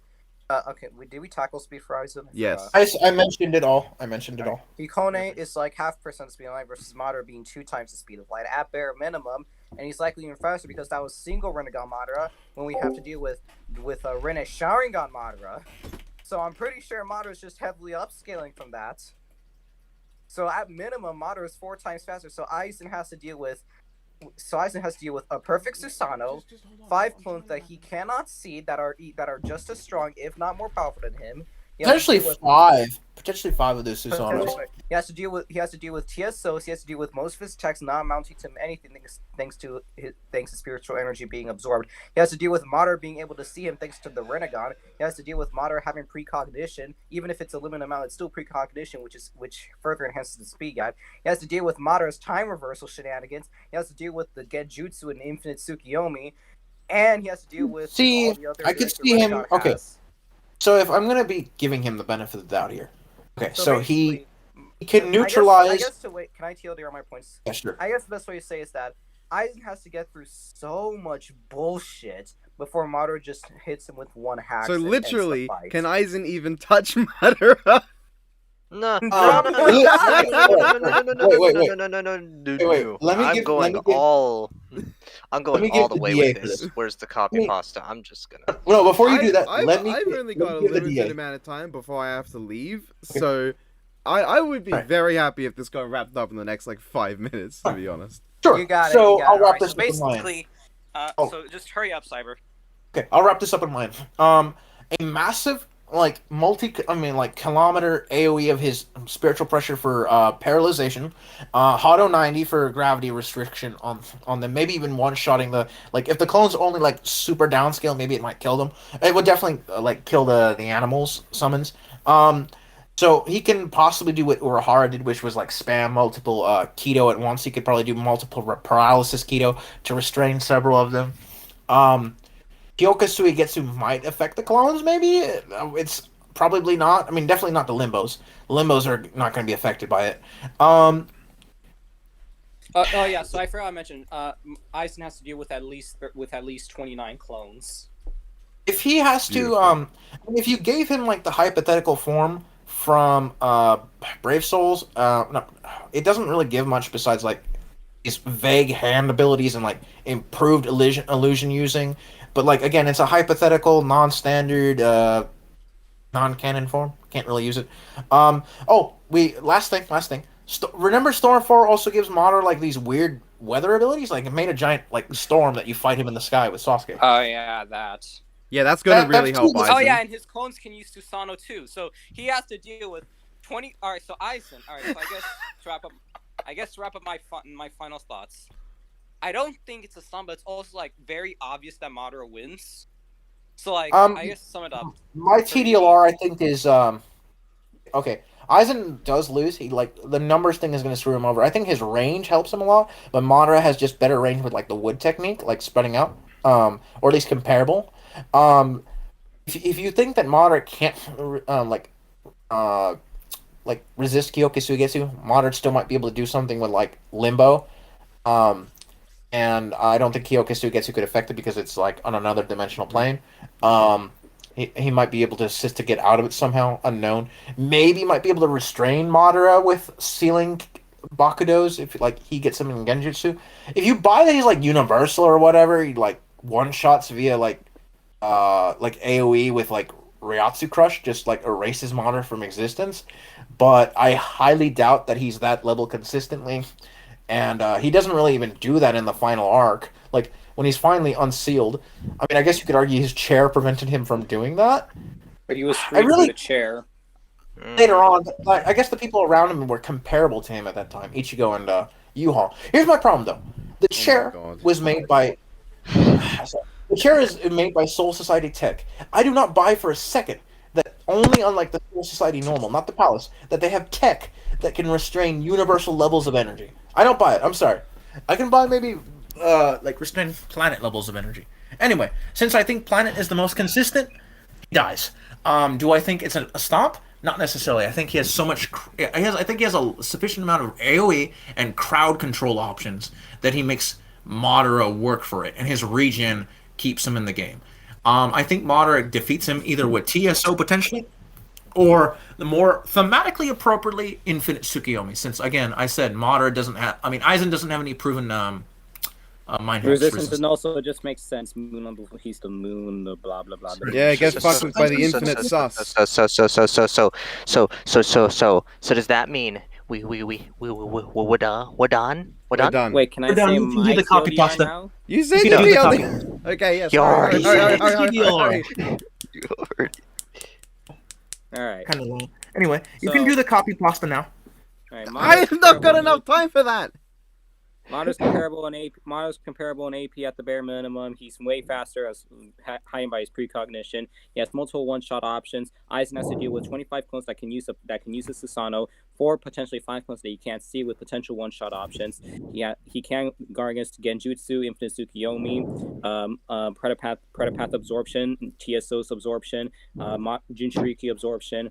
He can't get around the time reversal, and in general, he's just... You did this already! I'm suing you for this! Alright. And That sounds good. done. Okay, Alright, cool. thank That's you. great. Yes, yeah, Thanks that's guys great. for being And I here. was, I the best genuinely I have was- to go ever. in Thank you. like 2 minutes. Thank you, Alright. Amin. These Yeah, two that are- was amazing. Wait, Listening. real quick. Listening. Final words. This was a great. These two birthday are prediction. the most thematically appropriate for each other. I know that other people like Thank other you, Cyber. some matches for each other. These are literally the same character in Yes. a way. Yeah, they're There's really no great. They're point- That is amazing. that He is was why people beautiful, like the matchup. Yes. awesome. Wait. Okay. Yes. Now wait. This. It's only one more hour before my birthday ends, and I want to say thank you all for hearing me and Cyber ramble. And yeah, this was just fun. Happy birthday! Happy I was birthday, here for the Phantom. whole ride. I've been here since the beginning. This whole Cyber Bleach and these things. I was tempted to read the whole copy pasta from the beginning, and I was like, "Yo, wait, what if I actually did the last second?" God, no! I was looking to sort of these terms, and I was just Hyper, like, say "What are goodbye. they In even the talking end- about?" Hyper, say goodbye. And then Kill Brutus the art. and the redo, Kill the art. and the I'm going to Brutus- have to stop recording in the middle of your ramble if you don't say goodbye right now. All right. Bye, Goodbye. whatever. Love you all, Goodbye. The man. end. I'm gonna Bye, go everyone. sleep Hope forever. you have a good one. Adios. Adios. And then, like the day after, Cyber tells me that he forgot something. What is it, Cyber? What do you want to talk about, huh? Actually, We forgot that- something. Pretty much the best hacks that Madara has on the table. They That's forgot so to they forgot to make this longer than Batman Iron Man. That's what they forgot. It's gonna be like 5 to 10 minutes. Shut the fuck up, you. Doubt it. Doubt it. Doubt it. Anyway, Doubt it. Phantom, get to the two different How about you shut the interpretations. fuck up, Hyper, alright? And be grateful that you're a part of this. Yeah, cock. Anyways, Izanagi. Okay, so Izanagi, in simplest terms, is Madara's get out of death free card. So what happened is that when he died at the hands of Hashirama, Madara, by sacrificing his Sharingan, was capable of rewriting his death as an illusion to reality, and came back to life. So there's about 2 interpretations you can do this, and one of them is thanks to Obito. So in Obito's fight with Conan set up a bunch of paper bombs, like a lot of paper bombs, and she planned them to go out for about like more than 5 minutes, because Obito's Kamui intangibility can only use it for 5 minutes straight, and not any longer. And she planned to make the explosions long enough to where he can't do that, and he will have to get out of Kamui intangibility and die, which succeeded. And then 5 minutes after the explosion ended, meaning the explosion was like 10 minutes total, Obito revealed that he activated Izanagi and was still alive by sacrificing his eye. So it's kind of 2 interpretations you can use for Izanagi. One of them is that it just brings you back to life, and Obito probably just set the timer, like, because Izanagi has like a set time for when it can activate. Like Madara activated it for a while, but he would only come back to life like the moment he died. Obito probably activated it and made the timer go off to come back to life after the explosions ended. That's the one interpretation. Or the second one, Obito was just revived and invulnerable to damage for 5 minutes straight. Either is pretty broken, and it doesn't matter what interpretation you go with, because Aizen has no counter to that no matter what, because he objectively cannot one-shot Madara. And the moment Madara revives, Aizen's not going to know about it, and it gives Madara plenty of opportunities to one-shot him with his various hacks. The other issue is that Madara can also apply as a like a seal on himself, transcription seal. So that's like set activate after like post death, in which case like Aizen would think he's dead at that point, and then it spontaneously activates, because that's what happened with Hashirama. Yeah. Um, Or he could just be Madara invulnerable to damage for 5 minutes, and Aizen can't do that, which means alongside all the other shit we mentioned earlier with all the clones, all that bullshit, Aizen would also have to deal with not being able to for 5 minutes straight, meaning he would have to at least outlast it's not 10 just 5 minutes. 5 It's not minutes. just 5 minutes. Madara gets 15 if he wants 15 to. minutes. So literally, So- can Aizen even touch Madara? No! you could have just shortened this to just basically Aizen can't touch Madara because he can't touch Madara at the end. Why'd you have to explain all that? Wasting time. Because it's like an probably the important best technique. argument for Madara. I mean, the one thing I forgot about Aizen is something I can do in a sentence. If he's far stronger than his opponent, like to a significant degree, he can use his Ryotsu to power null like other Ryotsu-based abilities. But again, It's gonna be really the helpful. against power him. difference needs to be But large enough. even if Aizen's stronger, it's not by an insurmountable degree. Mm-hmm. Mhm. Yeah, and that's all. It's like it's probably Madara's best argument for winning because he literally can't get one shot. It's kind of like killing a Doom bot, I guess. A sort of a situation for that, where like you Now I kill the have to Doom feed your bots. soul to Lousy. Thanks. So when it's kind of like a Doom where you kill a Doom bot, you think you won, and then Doom just hacks your ass from behind with like 5 different one-shot options. That's kind of what Madara's going to do to Aizen with Izanagi. And Anyways, I to think wrap that this frankly up. just solidifies his win. Anyway, to wrap this up, yeah, you're any Bleach Bros out there, you're only Sorry, Bleach Aizen fans. are I know you really want to win. Sorry, Bleach, but you're all gonna just only get Bleach. You're never winning. the only argument Sorry. for Aizen winning again is you buy Uni, which not gonna Which happen. you shouldn't. You shouldn't. You shouldn't. I will seal you away, Hyper. Didn't And you unironically help get that on versus battles once for like a good while? shush, shush. Hey, so That who is was you. between You did who is that. between Yawak and Thanos?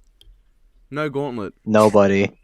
No, Base no, Thanos that or is a Base bad Thanos matchup. or We do Infinity not talk Gauntlet? about that. I'm Base just Thanos or curious. Infinity Gauntlet? We do not talk about that. You Anyways, think? that was all we need to add. It's like, so maybe it's not important, but like it's Oh, important, and we just want to get the it other out one- there. I just realized Kyoka Suigetsu, even if you argue that Madara gets cucked by it, if he dies, wouldn't it be gone from his system when Yes, it would be. Izanagi kicks in? Yes, it would be. How does that? Since How does that Izanagi, work? What is? I don't even know what it is. Like, I don't even. the ocular effect, no, because it needed to affect, like, I've explained this in that, like, when you look at Kyoka Suigetsu, right, and it's active, it affects your mind, right? I guess you could argue Aizen can do it passively now, but, like, still, like, I can't say I even buy that, like, he would get the chance that the second, like, usage of Kyoka Suigetsu would kick in. The moment the motor Madara catches Aizen off guard from coming back from Izanagi, especially if it's like the transcription, like the seal, right, which Aizen would definitely not be expecting. At that point, anything can happen. Infinite Tsukiyomi, Limbo clones, troops seeking orbs, All of And- which that Aizen will not know because and Madara's sneak attack. Madara can repeat this 2 more times over.